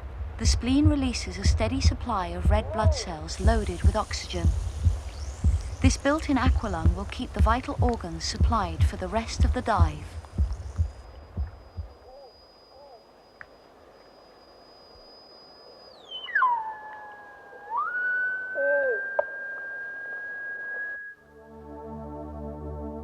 The humans have no such adaptations. Their aqualungs are strapped on, not built in, and they must insulate themselves with neoprene suits and keep in contact by means of a lifeline. By these means, they can share the beauties of the seal's world under the ice.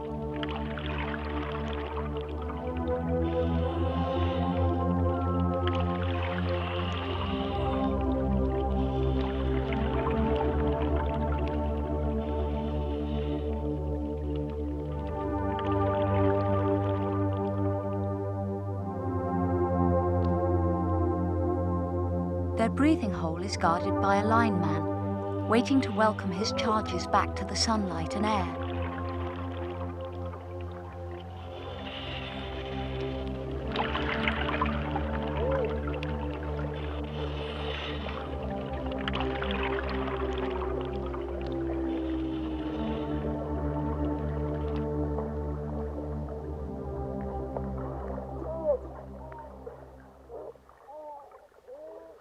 A seal returning to its breathing hole after a long dive may need as much as an hour to recover, getting rid of waste products which have collected in its muscles because they have been working with so little oxygen. After a short fishing dive, it will merely take a few deep breaths and be ready to set off again.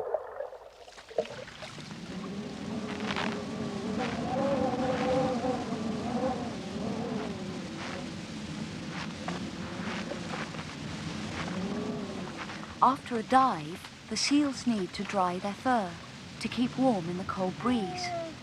Even this far into the Antarctic spring, the air temperature may be 20 degrees below zero.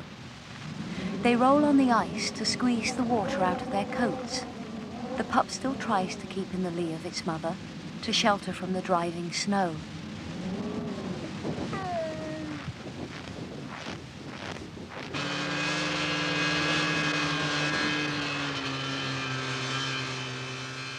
Scientists from the British Antarctic Survey have been tagging young seals and their mothers since 1960. Weddell seals have no predators in their icebound breeding places, so they are relatively placid when the men approach, driving their skidoo out over the frozen sea.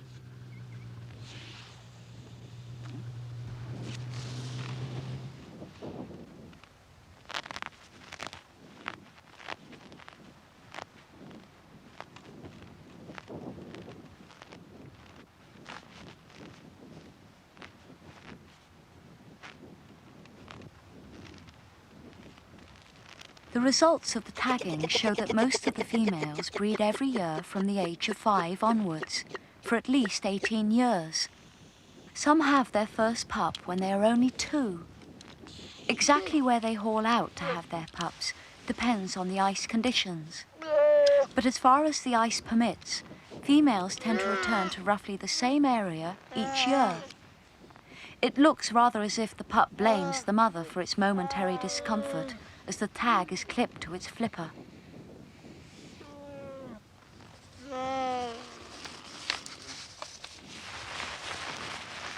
By now, the pup is nearly fully weaned and reaching about 140 kilograms in weight, about a third as heavy as its mother.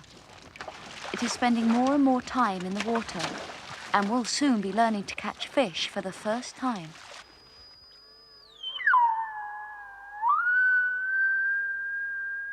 Among the whistles and clicks of the Weddell seal's vocabulary, there's another sound at this time of the year.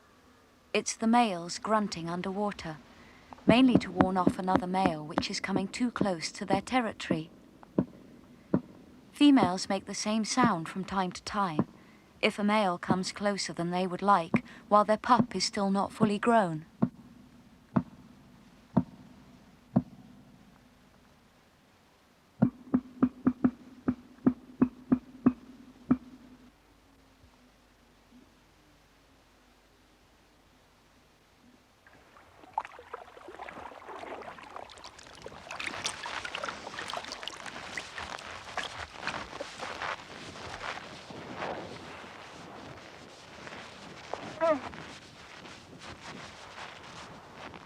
The young Weddell seal benefits from its long and leisurely weaning period. It has more time than other seals for swimming practice, so that it can learn to fish before its mother stops feeding it. Other closely related seals have to learn to swim and to catch food after their mothers have abandoned them. Even when it's nearly 7 weeks old, the young Weddell can ask for and be given milk from its mother.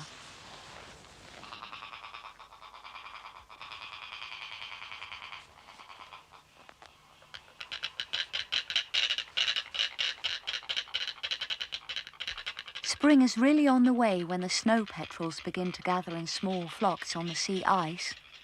Everywhere winter is loosening its grip. Next to arrive are the pintado petrels, which begin to dig out the snow from their nesting ledges. Giant petrels too return to their nesting grounds. All these creatures are starting their summer activities as the Weddell seal is just about ready to finish. Soon the icebergs, which have been imprisoned in the bay for the whole of the winter, will be set free. The pups too are nearly ready to set off into the open ocean, with the whole summer before them in which to practice what they have learnt and to build up their resources to survive the next winter. By being able to breed so early, Weddell seals give their pups the best chance of survival. When the ice finally breaks up, Sydney becomes accessible once more to humans as well as to seals and birds. The British Antarctic survey ship, John Biscoe, calls to relieve the winter crew at the base. The seals have already taken to the sea, hauling out occasionally onto the little floes which are all that remain of the fast ice. Soon they will disperse to wander the Southern Ocean until they return under the ice in the next bleak Antarctic spring.